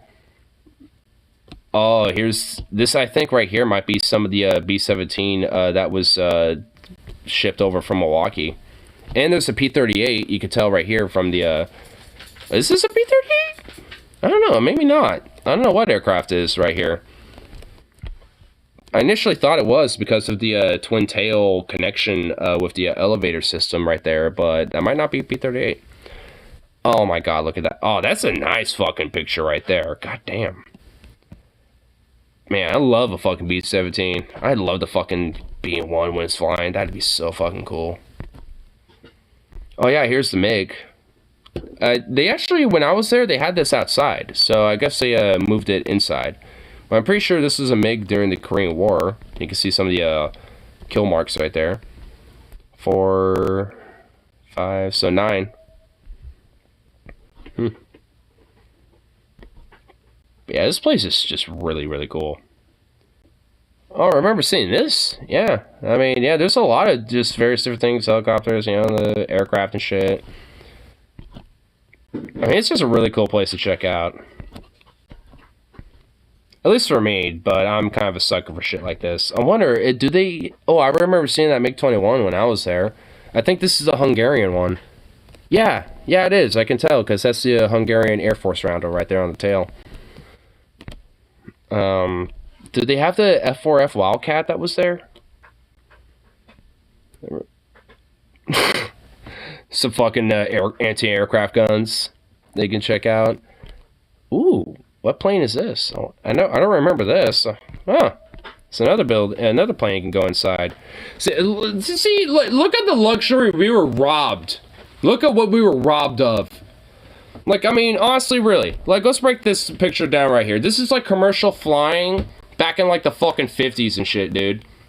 Look how luxury that shit is, bro. And now we're packed in like goddamn sardines. Look what we have been robbed of. Look, this is like shit that private jets get. Like, we don't even get this anymore. And this is what, like, average Joe motherfuckers can get if they wanted to fucking fly somewhere or some shit. And even then, it was fucking expensive. Capitalism. Of course, yep. Look at what we've been robbed of. They don't want the working class folk to have luxuries like this when they fly. I want luxuries like this when I fly, damn it. I want a little straight up desk, you know, because if I have like a little drawing booklet or some shit. Traveling could be so awesome, but it's gotta suck because airlines. Yep. I mean, honestly, that's why I love Air Force museums and like air museums like this, because you get a lot of cool military shit, but you get to see some really cool stuff, like a Huey, where you get kind of like a Vietnam era Huey with a gunship and stuff, but then you get to see shit like this, like, that makes you realize, like, damn, look what was taken from us. Can't really trust traveling anywhere that requires a layover because of bullshit. Yeah. Like, honestly, as far as I'm concerned, the only airlines that I have had legitimately positive experiences with is Icelandic Air, which that makes sense, and Southwest. And honestly, it's because Southwest actually tries to have, like, you know, their flight stewardesses and shit like that, you know, where they have workers and their people actually kind of accommodate you and actually make it somewhat of a pleasant experience, even if you are packed in like a bunch of sardines. Like, I mean, Southwest isn't, like, out of all the airlines, super terrible. I mean, it's America. All, you know, American Airlines in general, period, are going to be shit. But Southwest is at least kind of, you know, not up there in shittiness. Because honestly, when it comes to, like, you know, at least, like, you know, being a passenger on a flight, like, at least when it comes to having a legit good experience, it's always either been Southwest or the one time I was on Icelandic Air going to and from Iceland.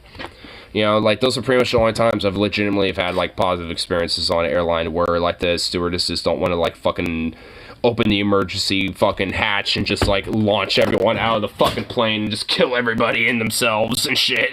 You know what I mean? It's just like... I go with whichever is the cheapest direct flight. Yeah, that's pretty much just how I feel at this point. Actually, there was one time, I forgot what flight it was, or airline it was, but it was like an Embraer EBJ, which is like this little smaller passenger aircraft that kind of looks like an Airbus, but it's more smaller. And I was actually in business class because I was going to my grandmother's funeral at that time, and my granddad paid for it and just gave me business class because it was actually kind of cheap. Oh my god. that shit was fucking nice. Because it was just one seat, you know, for my aisle. And there was, like, nobody else. And it was just, like, spacious as fuck. And, you know, like, the stewardesses, when it came to, you know, offering food and shit like that, they were, like, we obviously were the first ones to get to and be served and shit before they go to everyone. Like, oh my god. It was just, like, some quality fucking service. And so that was another time. Like, it was, I forgot what flight it was. I think it was, I forgot what flight it was, to be frank. It wasn't Alaska or Horizon, I know that much. It was, I forgot what fucking airline it was, to be frank. But they have, like, the, Embraer, jets, primarily, as their fucking, Air Force and shit, when it comes to, like, the planes that they got. Fuck. It's not really that important, honestly, but at least when it came to the service, it wasn't that bad. Also, a pretty quick flight. But to Billings in Portland, especially on a jet, it doesn't take that long.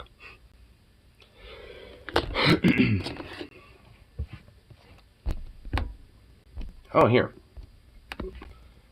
I'll play this. Go.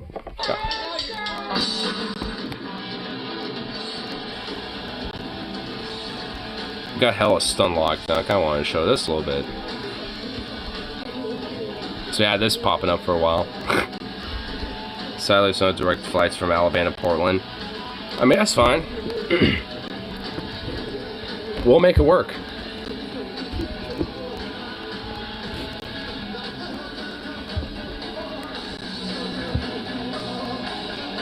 Kill the boy tonight.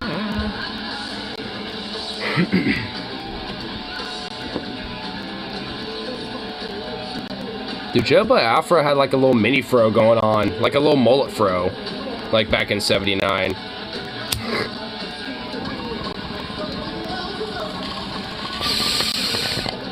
Get the eye out of the Denver layover. Hell yeah.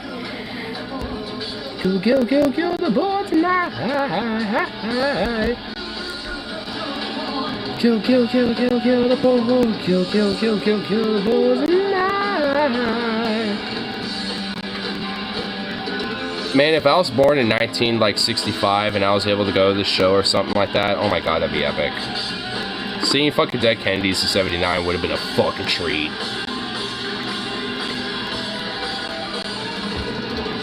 I wonder if Rip City, is the Earth Tavern still a thing? Because this concert was at the Earth Tavern. Is this still in Portland?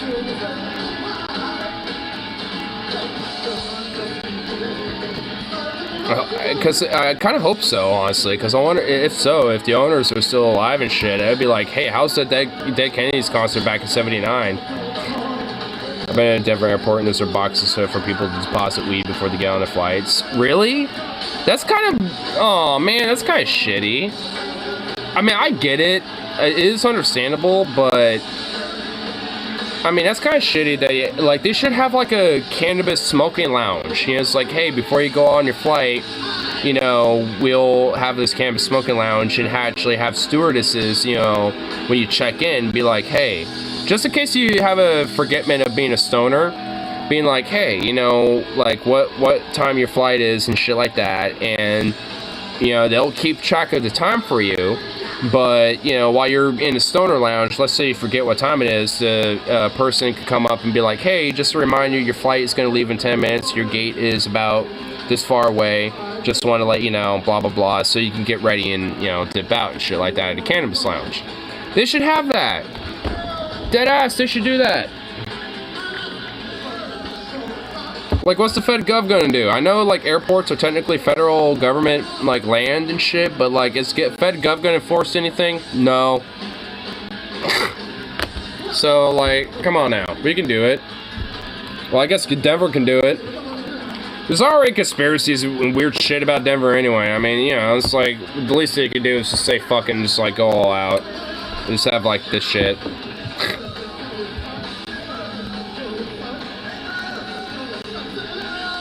Airports aren't generally federal land. Oh, really? Okay. Well, even better. Even better. More of an excuse to do it. There you go. Boom. I have been corrected, but for the better. The TSA is a federal agency and airports are federally regulated. Well, they're regulated, like, federally, but, I mean, are they really gonna hyper-enforce the fucking cannabis lounge and shit? I mean, like... Denver might be federal land because of the military base. Yeah. I mean, the only reason why I say that is because I think, isn't Portland's airport federal land just because of the, fucking, you know, air base that's in Portland with the National Guard there? I like how some of the crowd is drunk, just like literally like over him, leaning over him, just like, "What's up, bro?" Portland isn't? Okay. I'd honestly be a lot less nervous if I had a traveling companion, but I wouldn't ask to have you. Never tried alone before. It's not that bad. It's honestly kind of cool. If you do it by yourself, I mean, it's easy for me to say because I've done it since I was a young kid. Before I was a teenager, I was flying by myself, so I'm used to it. But honestly, it's pretty fun. I mean, especially if you're by yourself, it's kind of a fun experience. You're to drive the truck, going downtown to the BM trucks. You're to drive out, bring the beer. It's an easy shift, no one to fear. Let's ride, low ride. Let's ride, low ride.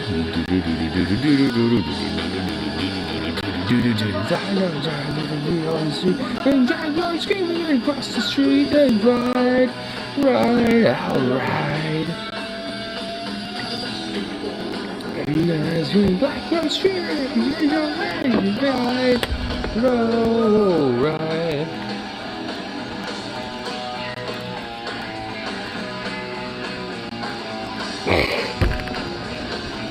Fucking Shelby Opera. Just like doing some witchcraft to keep it standing.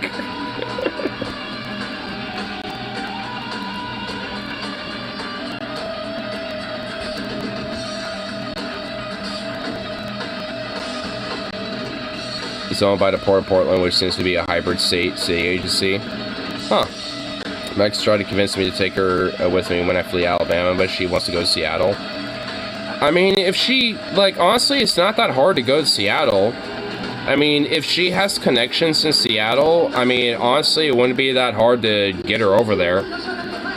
You know, whether, you know, a short little flight or, like, Amtrak, you know, via the train or, you know, or anything like that. I mean, there's a way to get up there from Portland pretty easily. Guys at the station where you don't give a shit.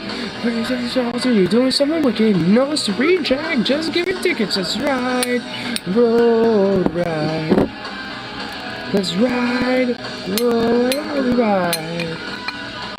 Let's ride. Road ride. Train slightly more and more, like $69. Damn. She could get a cheap ass bus from Portland to Seattle. Yeah. Honestly, I mean, if you have an ex that legit wants to flee and shit, I mean, it is very easy, you know, to go to Portland, the train station, which is called Union Station. I mean, she could get a hop, skip, and a jump over there, and then, you know, get a train ticket to Seattle, and, you know, actually, a one-way train might be really cheap. Oh, it would be. Man of the Dogs, good song. It's on the ride of the man of the dogs.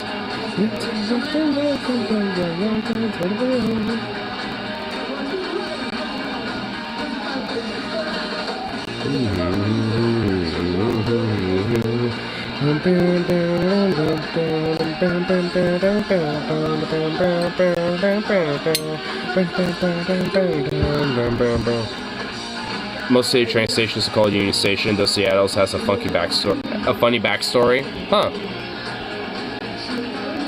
You know, I've always wondered why, you know, that is. I honestly didn't know that most city train stations are called Union Station.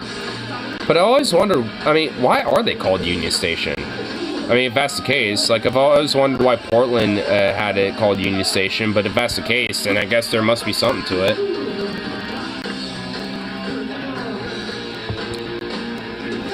Because a part of me either thinks it's like, you know, the United States Union, or maybe like laborers, you know, had a way to kind of like subliminally do pro-labor union agitation by just having like union in the names of things. I mean, both seem kind of plausible.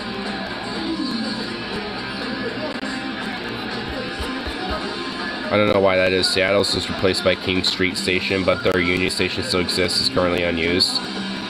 Unused? So, wow, dude. What the fuck?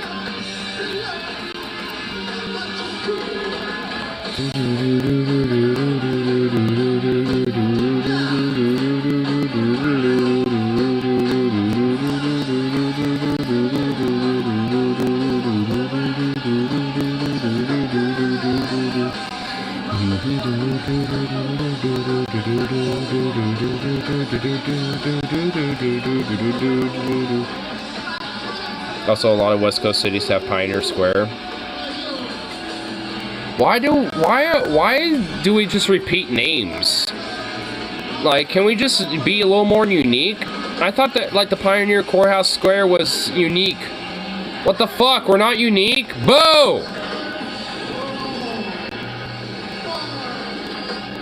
Down.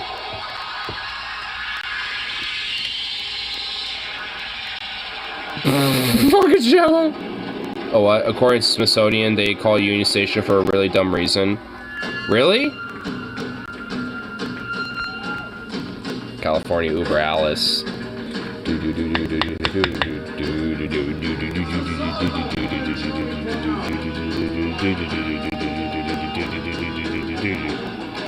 A Union Station was traditionally where multiple main lines intersected. So it was basically a union of multiple main lines intersecting into like basically a major point where, you know, Portland's Pioneer Square is unique and ours is the best. True! That is true. Dude, our Pioneer Square is the best. It's awesome.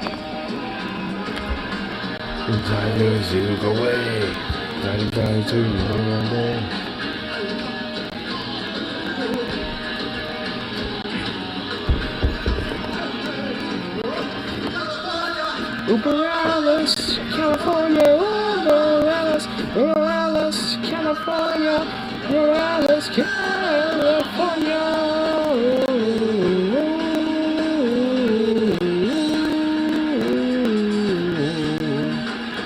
Seattle's laughable in comparison. LA's is better than Seattle's.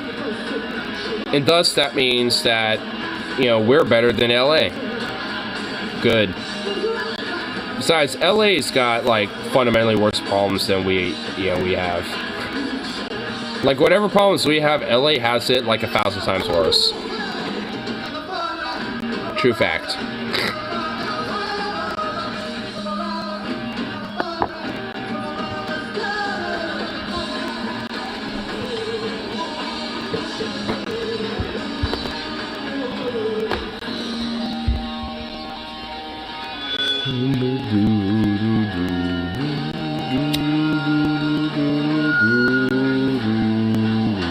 Now is the 1884. Knocking back to your front door. It's this way that I'm secret police. Here's some to your ongoing niece. Come quietly to boot camp. Don't you worry, it's only a shower. That's one thing for the hour. Time is rising, poison gas. What's your Jerry Bound? When you mess with Jerry Bound. Uber Alice, California, Uber Alice. My stepdad ironically called Oregon the People's Republic of Oregon. I wish. I mean, I fucking wish Oregon was the People's Republic of Oregon. Make us like a fucking communist state. Get it out of the way and let's do it. Let's go, baby. He also calls California, California, Washington, the Socialist Republic of Washington. Dude, like, why are there weird alter fantasies like what I wish was reality?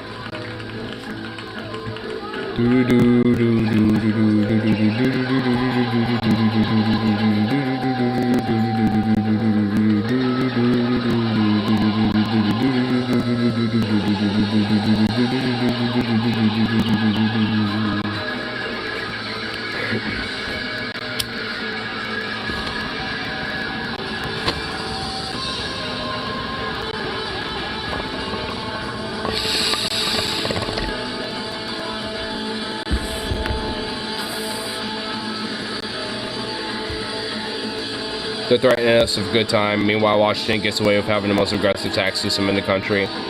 Yep, the most hyper-capitalistic, regressive tax system in the country, yet they want to call it the Socialist Republic of Washington. I wish.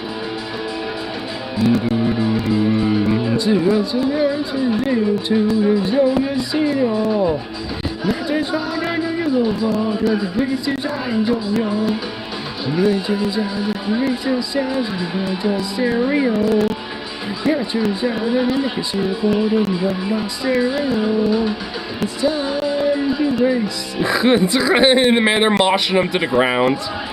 Dude, I love punk. This is some OG punk right here, dude. I love it. Man, Dead Kennedys are ahead of their time, too. It's some Gavin. Oh, some base socialism news, though. Seattle gets to vote on a social housing bill. Fucking based. And the reason why he hates California is one time at a truck stop, he was a trucker in the 90s. In California, he was told to go home, rebel, we don't want you here, because he liked to fly the Confederate flag back from his truck. Well, yeah, because in California, chances are there's going to be a lot of fucking people that are going to be anti-Confederate. And good. Fuck his Confederate flag. Anyone that wants to fly that quote-unquote rebel flag can go fuck themselves. Like, my friend Harley, who was here earlier, before he left, like 3 times in a row. Like, I mean, his brother literally is like one of these neo-Confederate rebels. And it's like, dude, fuck your flag, fuck your rebel flag, fuck your Confederacy. Fuck this mentality that means, like, oh, you're either a rebel or that you're fucking, you know, have some goddamn, you know, like, you know, that's just, you know, our heritage or whatever the fuck. Fuck your heritage. Sometimes, you know, some heritage shouldn't be preserved, so go fuck yourself. Like, the heritage of Confederacy should be fucking buried. I mean, so go, you know, so fuck that shit.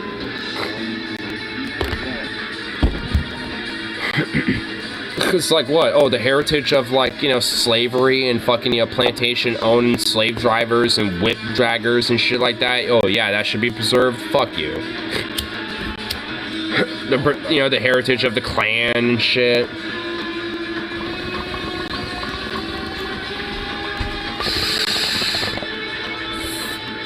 He's one of the heritage not hate crowd. That would make sense if your heritage wasn't about hate in the first place.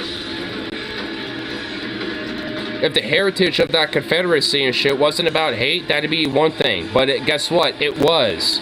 So it's bullshit. You can't get it. You can't use that excuse. That's code for please don't hate my shitty heritage. Yeah, exactly.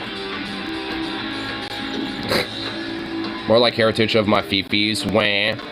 Yeah, exactly. I mean, frankly, like, I got some heritage and shit, you know, when it comes to the Civil War, or at least especially that I'm aware of when it comes to the Union side. Do I take some weird pride in it? Not necessarily. But I find it funny and find it amusing that I had an officer and a lieutenant of the 26 Iowa Volunteers, Charles Dawes, that basically, you know, led a lot of different battles and led his men, you know, to fuck on the Confederacy and shit. Like, that's pretty base. And yeah, there's like, you know, I guess like a base, you know, sense of pride, but do I take some hardcore level of pride like these weirdos about the Confederacy? Fuck no, because honestly, like, I have no control about the history, and it is what it is. It's just something that happens to be a part of my family history, but it is what it is, like I said, so be it.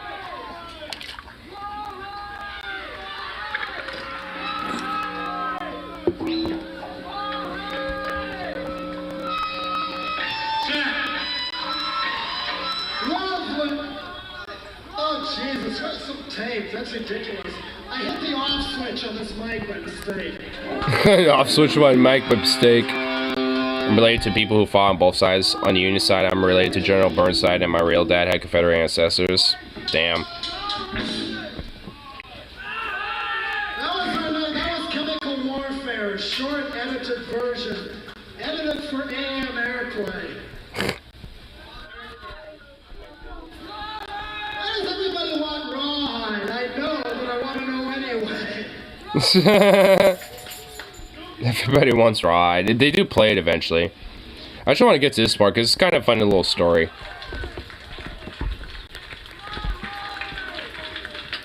So my grandparents immigrated like a century after the war. Well, at least, you know, you have that merit on you. Riv's guitar broke. Riv's guitar broke. No, I won't play rawhide. Won't play anything.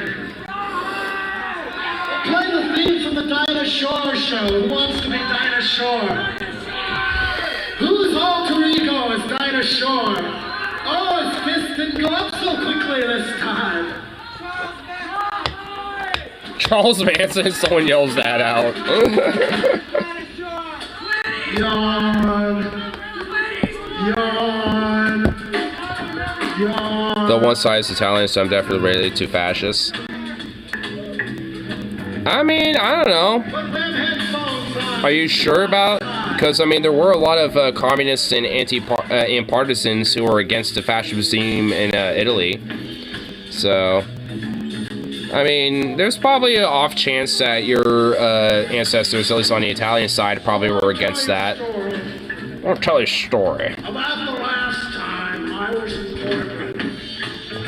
The night before we played at the Long Goodbye, I was walking on the street about 10:30 at night. A lot of people go to bed around here at 10:30 at night. And well, Not sure, I really don't know much of my family history. these jocks in this bright blue pickup truck Well, who knows? had KC lights, tractor tires, everything. I mean, I guess you never know until you delve into it. Life-size Hot Wheels car for some dumb rich kid, right? Well, they drove up to me and they yelled like dumb rich kids usually yell. Dumb rich kids as you did. And showered me with some water. So, I stood there thinking, what a bunch of fuckheads. What a bunch of fuckheads. Now, I went and walked down about a block to where the Kentucky Fried Chicken is on Burnside, and sure enough, they drove around again. They said, hey, faggot, where's the nearest McDonald's? I said, I don't know. And they squirted me again. So I threw a rock and put a I threw a rock on their fucking Mustang. On the little Hot Wheels car. They screeched to a halt in the parking lot of some department store's name I don't remember. It's up the street from Fred Meyer. Off street of Fred Meyer. What's funny is I kind of know some of the streets in the areas he's talking about.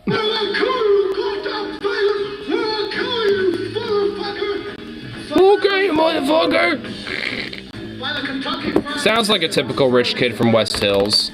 Held my arm and legs straight out like this so they couldn't open the door to the phone booth.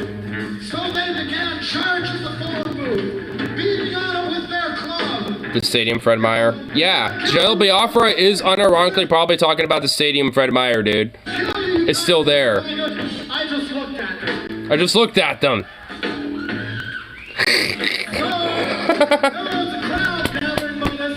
I love this story.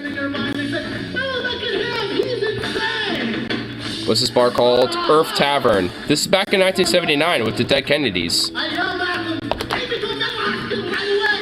I want to be put away, please put me away! Come on, call the cops and put me away!" Come on, call the cops, put me away, please!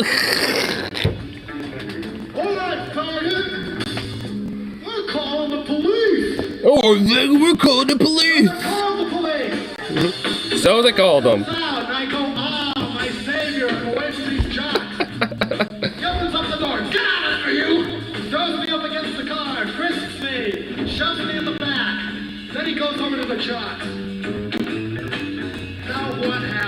Now what happened here? We might have to take him to jail, but we gotta have the full story first. So the jocks got an ace in the hole. The ace in hole. Ace in the hole. Take it down to the base. A little bit down to the base. Yeah. Ace in the hole. We go. Well, goddamn, this motherfucker put a dent in my truck. It's my $8,000 truck, right? So I got my club. I went out and wanted to kill him. I want to kill him. Let me kill him. Goddamn, let me kill him.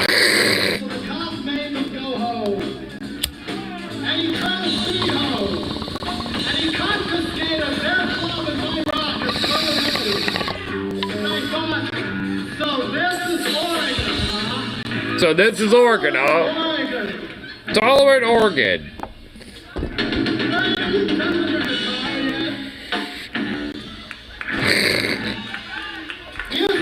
Of course, a bunch of rich kids and, the police, just like, all right, rich kids, you want to kill this guy and you're literally threatening it, but you get to go home now, kiddo. Typical Portland police. Even back in 1979, they were doing the same shit. So what else do you want to hear? That's a true story, too. Just ask Bruce Moose.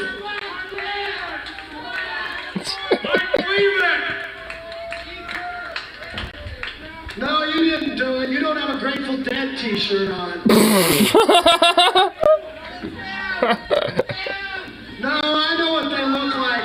Nobody here is beefy and beer-bellied enough. No one here is beefy or beer-bellied enough.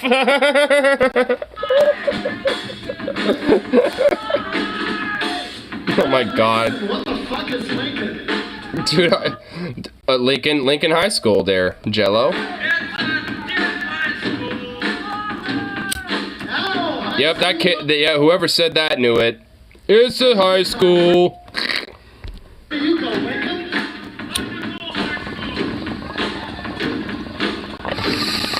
A wide range of interests, I can tell. You ready yet?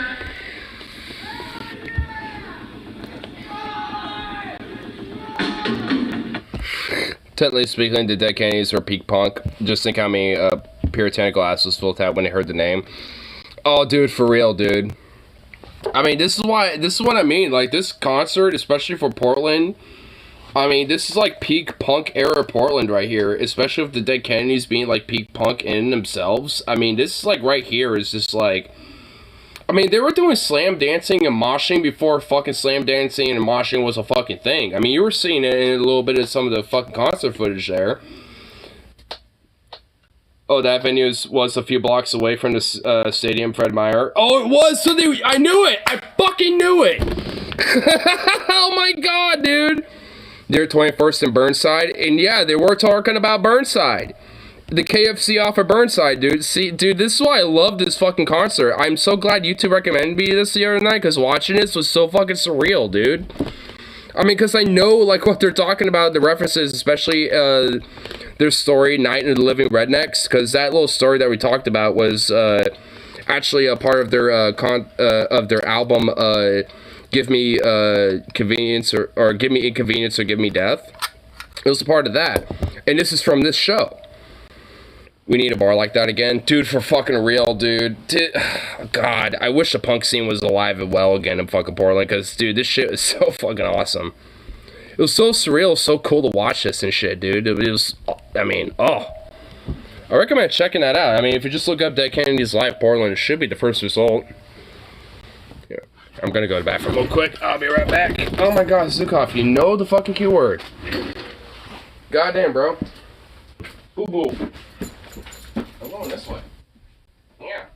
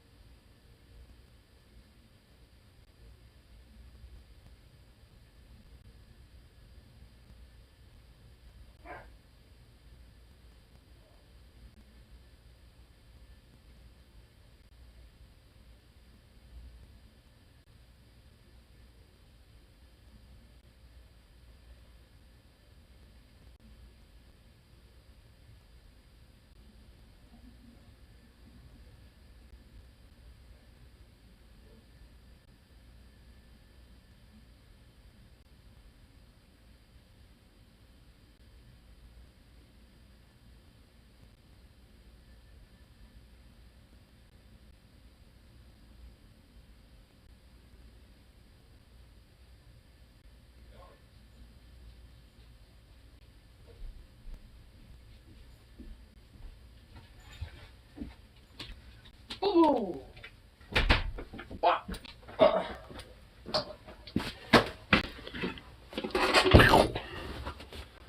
Emil doesn't cut as most happening punk bar.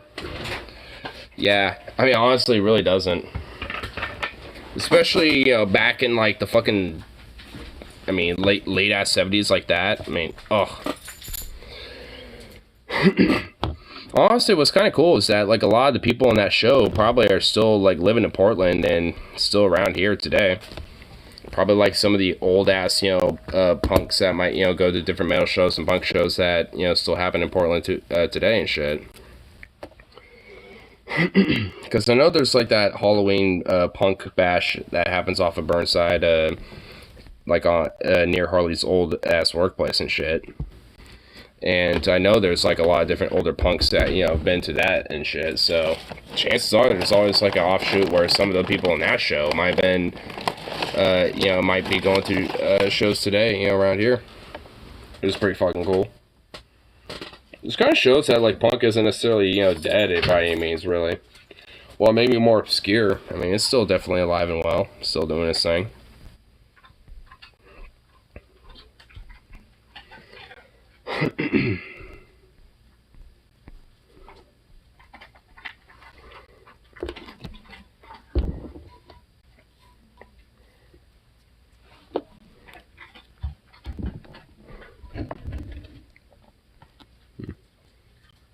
$565,000 is the median home price in Portland, Oregon currently.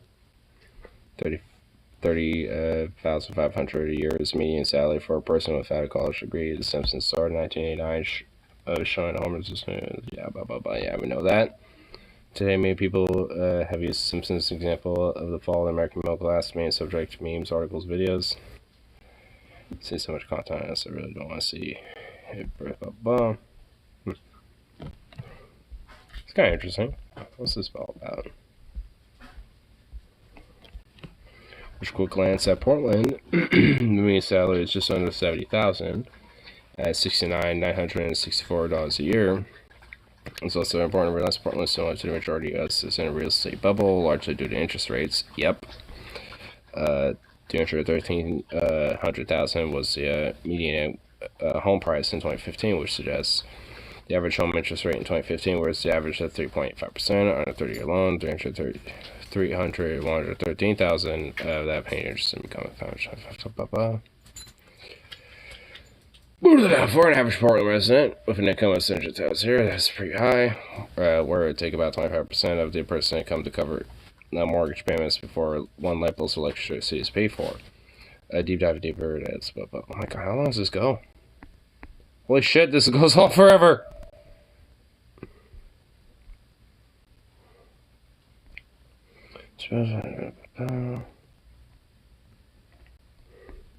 Let's cut to chase. So TLDR. It's basically people discussing the realities. Clear. Okay, so hold on. Let's 22 real estate climate. A plumber or electrician likely couldn't get a 4-bedroom home in Portland. No fucking shit. That would not be the case. It's like fucking impossible at this point. But that's an extreme example of a bubble where I'm not even sort of loyal entry-level doctor or computer programmer can get a home in this year. I mean, frankly, considering a lot of computer, you know, like, I don't know, like, I mean, it's more likely for you to get home, but more likely like an apartment or a studio apartment or a small condo or some shit like that. You're not necessarily going to get like a full-on house. But you could probably at least, you know, get some decent housing with that, though, still. With a pretty decent, spacious studio apartment or apartment, you know, overall, you know, or like a 2-bedroom apartment or some shit. I mean, you can get something pretty decent for yourself with that. That'll change in the last 20 years. Many skilled people are college to get 4-bedroom home and also see US low income. Yep. Yeah, because of, not necessarily just because of the economy, but because there was a lot of various different jobs, like in various different trade jobs, where it was actually affordable and actually feasible to get, you know, not just in a really good, decent job with actual good benefits and good wages, but also a union job as well. I mean, there's a lot of factors to play into that. Not necessarily in the last 20 years, but even in the last 30, 40 plus. Plus, it's also weird when I see major websites discuss Simpsons when his high school dropout working an important job as a nuclear plant who is poor despite being a salary averaging 150,000 a year nationally. It's basically people's discussion discussing in reality clear fish. Since house would cost, yeah. I mean, honestly, like a lot of The Simpsons, essentially, it's like what used to be, you know, like the working class of what they were able to afford. Like back in like the 70s and 80s, like this is like some shit. Like I mean, The Simpsons is essentially kind of like a model of what that used to be. These days, I mean, it's almost impossible to have something like, you know, what like Homer Simpson has and shit.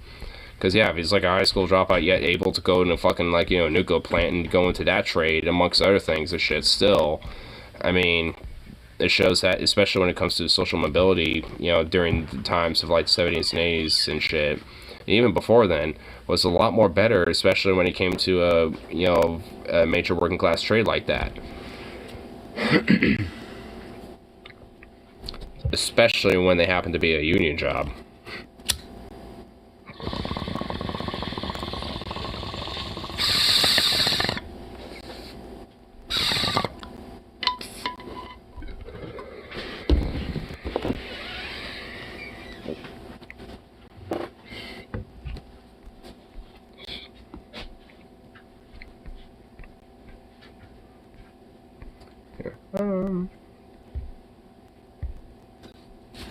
I don't know what things are on to now.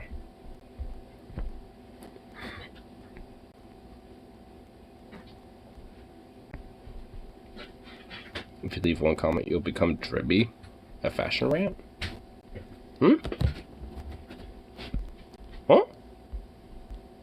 A fashion rant? If you leave one comment, you'll become Drippy. The drip zone. the thumbnail says drip zone. Vash got like some fucking... Honestly, he's looking like he's got some drip going on. Is that what he was wearing during the show? Like, hold on. I'm kind of curious. I'm all to bite the bait. Guys, did you know that, Nah, he's not wearing any of that. He's not wearing what he was wearing in a thumbnail. Boo. Can't actually penetrate the roof and walls of your house. Hot tip. You could also just do the Giga Chad move and bring an umbrella outside. I actually respect the hell out of people who just bring an umbrella outside. I think it's cool as hell for the sunlight when you just bring an umbrella. It's like it's so goth. Even if they don't look goth, it's such a goth move. I respect it. Wait, so hold on, let me get it. So bringing like an umbrella, even if it's just like sunny, it's like a goth move? I mean, up here, I mean, it's Portland. I mean, like, umbrellas are kind of like universal in some ways. I mean, so, I mean, it's not like inherently a goth move, because sometimes, like, you don't want the sun in your face, you know? So, like, either you get, like, a nice big-ass hat, like a summer hat, or I see some people have, like, summer umbrellas, where they have, like, an umbrella that's more or less, you know, to protect, you know, from sunlight more so than rain. So, it's just like, I mean, around here, it's more of, like, a hippie, hipster type of move, more so than, like, a goth move, but that's just kind of how it is in PDX. But this motherfucker lives in fucking Seattle, so, I mean, like, he should know this. Trip. It seems so inconvenient. Yeah, well, that's kind of part of the aesthetic, right? Like, goth clothing is pretty inconvenient. Sure. But so is some summer clothing, because you have a lack of storage space. So thus having things, you know, on your person is more inconvenient. So, I mean, oh god, I don't know. Like, that's not, like, inherently, like, a goth thing. Okay, whatever, alright, whatever. Me and my rainbow umbrella? No, it's not goth if it's rainbow. But if it's still an umbrella, you're oh my god, Vosh, you fucking weirdo. Whatever. If you have an umbrella to keep the sun off of you, it needs to be, like, wouldn't it need to be white? Because you'd want to reflect as much as possible? Actually, I don't think it matters what color the umbrella is. If it reflects the sunlight, does it matter? Oh my god. Vosh, what? Oh my god, you fucking... Like, I know he's autistic, but, like, I mean, and I am too, so I'm okay with saying it, but, like, man, you're being a little bit of a spurg, bro. What the hell, dude? Dude, like, who cares? What, is this actually, like, something he's hyper-analyzing right now? Okay. Okay. I'm kind of glad I clicked on this. A black umbrella would be a terrible idea because it would get so hot. You could do like white goth. Goths can wear white. That's for a different stream, Ginger. I mean, yeah, nothing says that goths have to inherently wear all black, so, I mean, sure. What part, dumbass? You touch the rod? Yeah, but if the umbrella gets really hot, it'll radiate that heat down to you. You can... Doesn't heat go up? Isn't that how physics work when it comes to heat? It, like...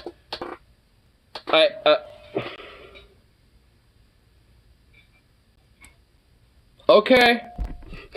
I mean, I don't know if that's how fucking chemistry and physics work when it comes to heat and how it, you know, functions when it comes to being, like, at the bottom of something, and then, yeah, like, okay. Okay. If you're holding an umbrella that's really, really hot, you know, you're getting the other half of the infrared dissipation. Pastel goth is a thing? Barely. Pastel goth? How many people do you see walking around in pastel goth? What's pastel goth? The problem is, if you look up any aesthetic on Google, you're going to get the most try-hard. Yeah, you have to be in Japan, I think. What? Is she white? I don't know. It's impossible to tell under the makeup. There you go. Well, now come to my house. No, gay people... Wait, this is pastel goth? This is like traditional goth up here in the Pacific Northwest.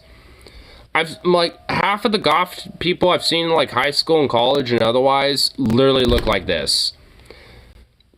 This pastel goth... Okay, so I guess pastel goth is, like, the main fucking vibe around here, I guess, because this is, like, half of the fucking goth people I see. But don't cheat. How to be a pastel goth, a step-by-step guide. Let's learn. Again! Oh my god, this is like some Pacific Northwest shit when it comes to goths. Like, half of the goths I see look like this. I mean, like, what? I mean, I guess there's like a subset of goth that is just quote-unquote pastel goth, and this is what they... Okay.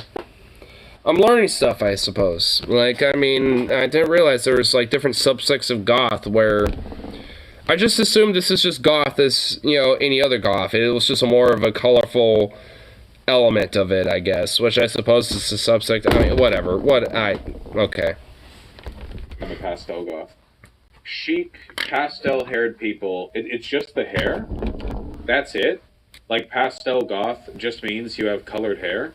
Their pictures are often posted to sites like Instagram and Tumblr. Okay, if it's like the hair and that's it, then fucking hell, like literally like over half of the goths that exist are pretty much that. These articles. Purists of the original styles often criticize these fashionistas as they generally don't follow the cultural norms of the style sources. Wait, is this actually written by a bot? This might actually be written by a bot. I can't tell. Okay. How is this even pastel goth? They just have colored hair. And also, these aren't pastel colors. That's dark blue. They know what pastel means, right? Pastel means, low saturation. Yeah, this is just like scene stuff. No, this is just scene. No, is pastel goth just scene? Is that it? I guess so, because, like, I mean, a good chunk of the goths around here tend to be quote-unquote scene goths, or, like, scene kids, and, yeah, a fat chunk of them basically look like what I'm seeing so far. You feel fab? Oh god, it's just scene! No! It's just scene 2.0! Men can pull it off, too, look. Yeah, I've literally seen goth kids and emo kids that literally look like this in high school. Like, oh my god, this is just scene 2.0.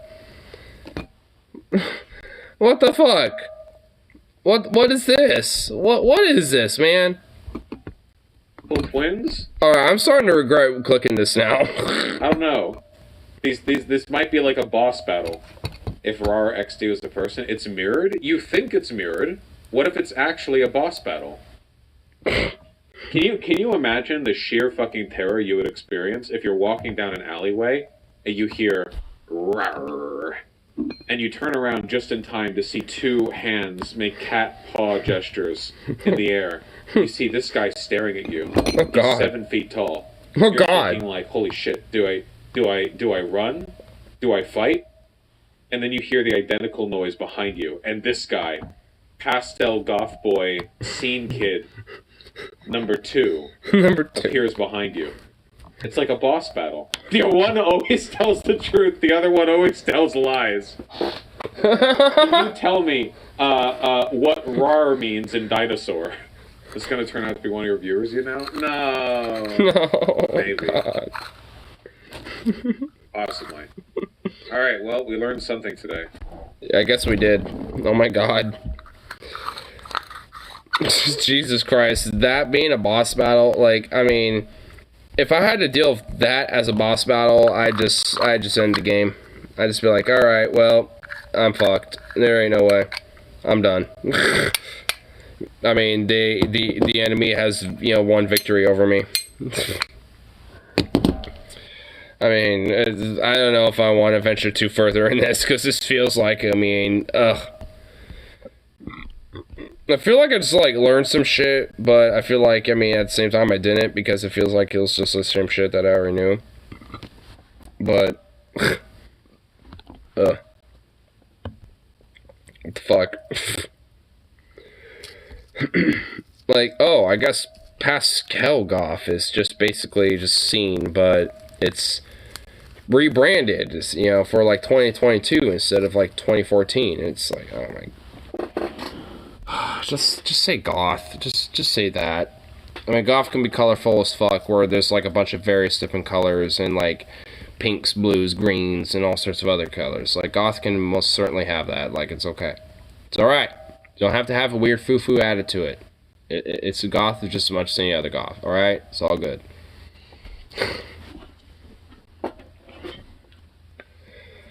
Dios mío. What the fuck? I feel like there's probably more to the drip zone, but I mean, I think I'll just avoid it for right now. I think in more of like a sleepy stupor, I think I'll probably delve into that, but that is not currently what I feel. I'm definitely feeling some food, so get this last bowl smoked up right here, I think, and I think I'll probably call it good. Call it good for the lovely evening.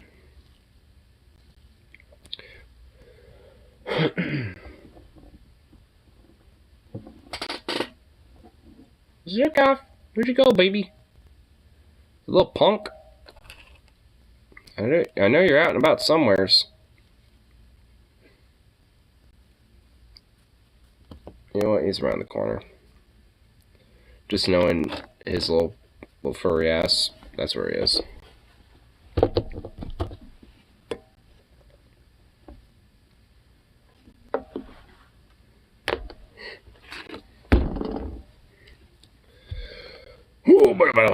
Anyway, get this last little bowl smoked up and call it good for the rest of the night.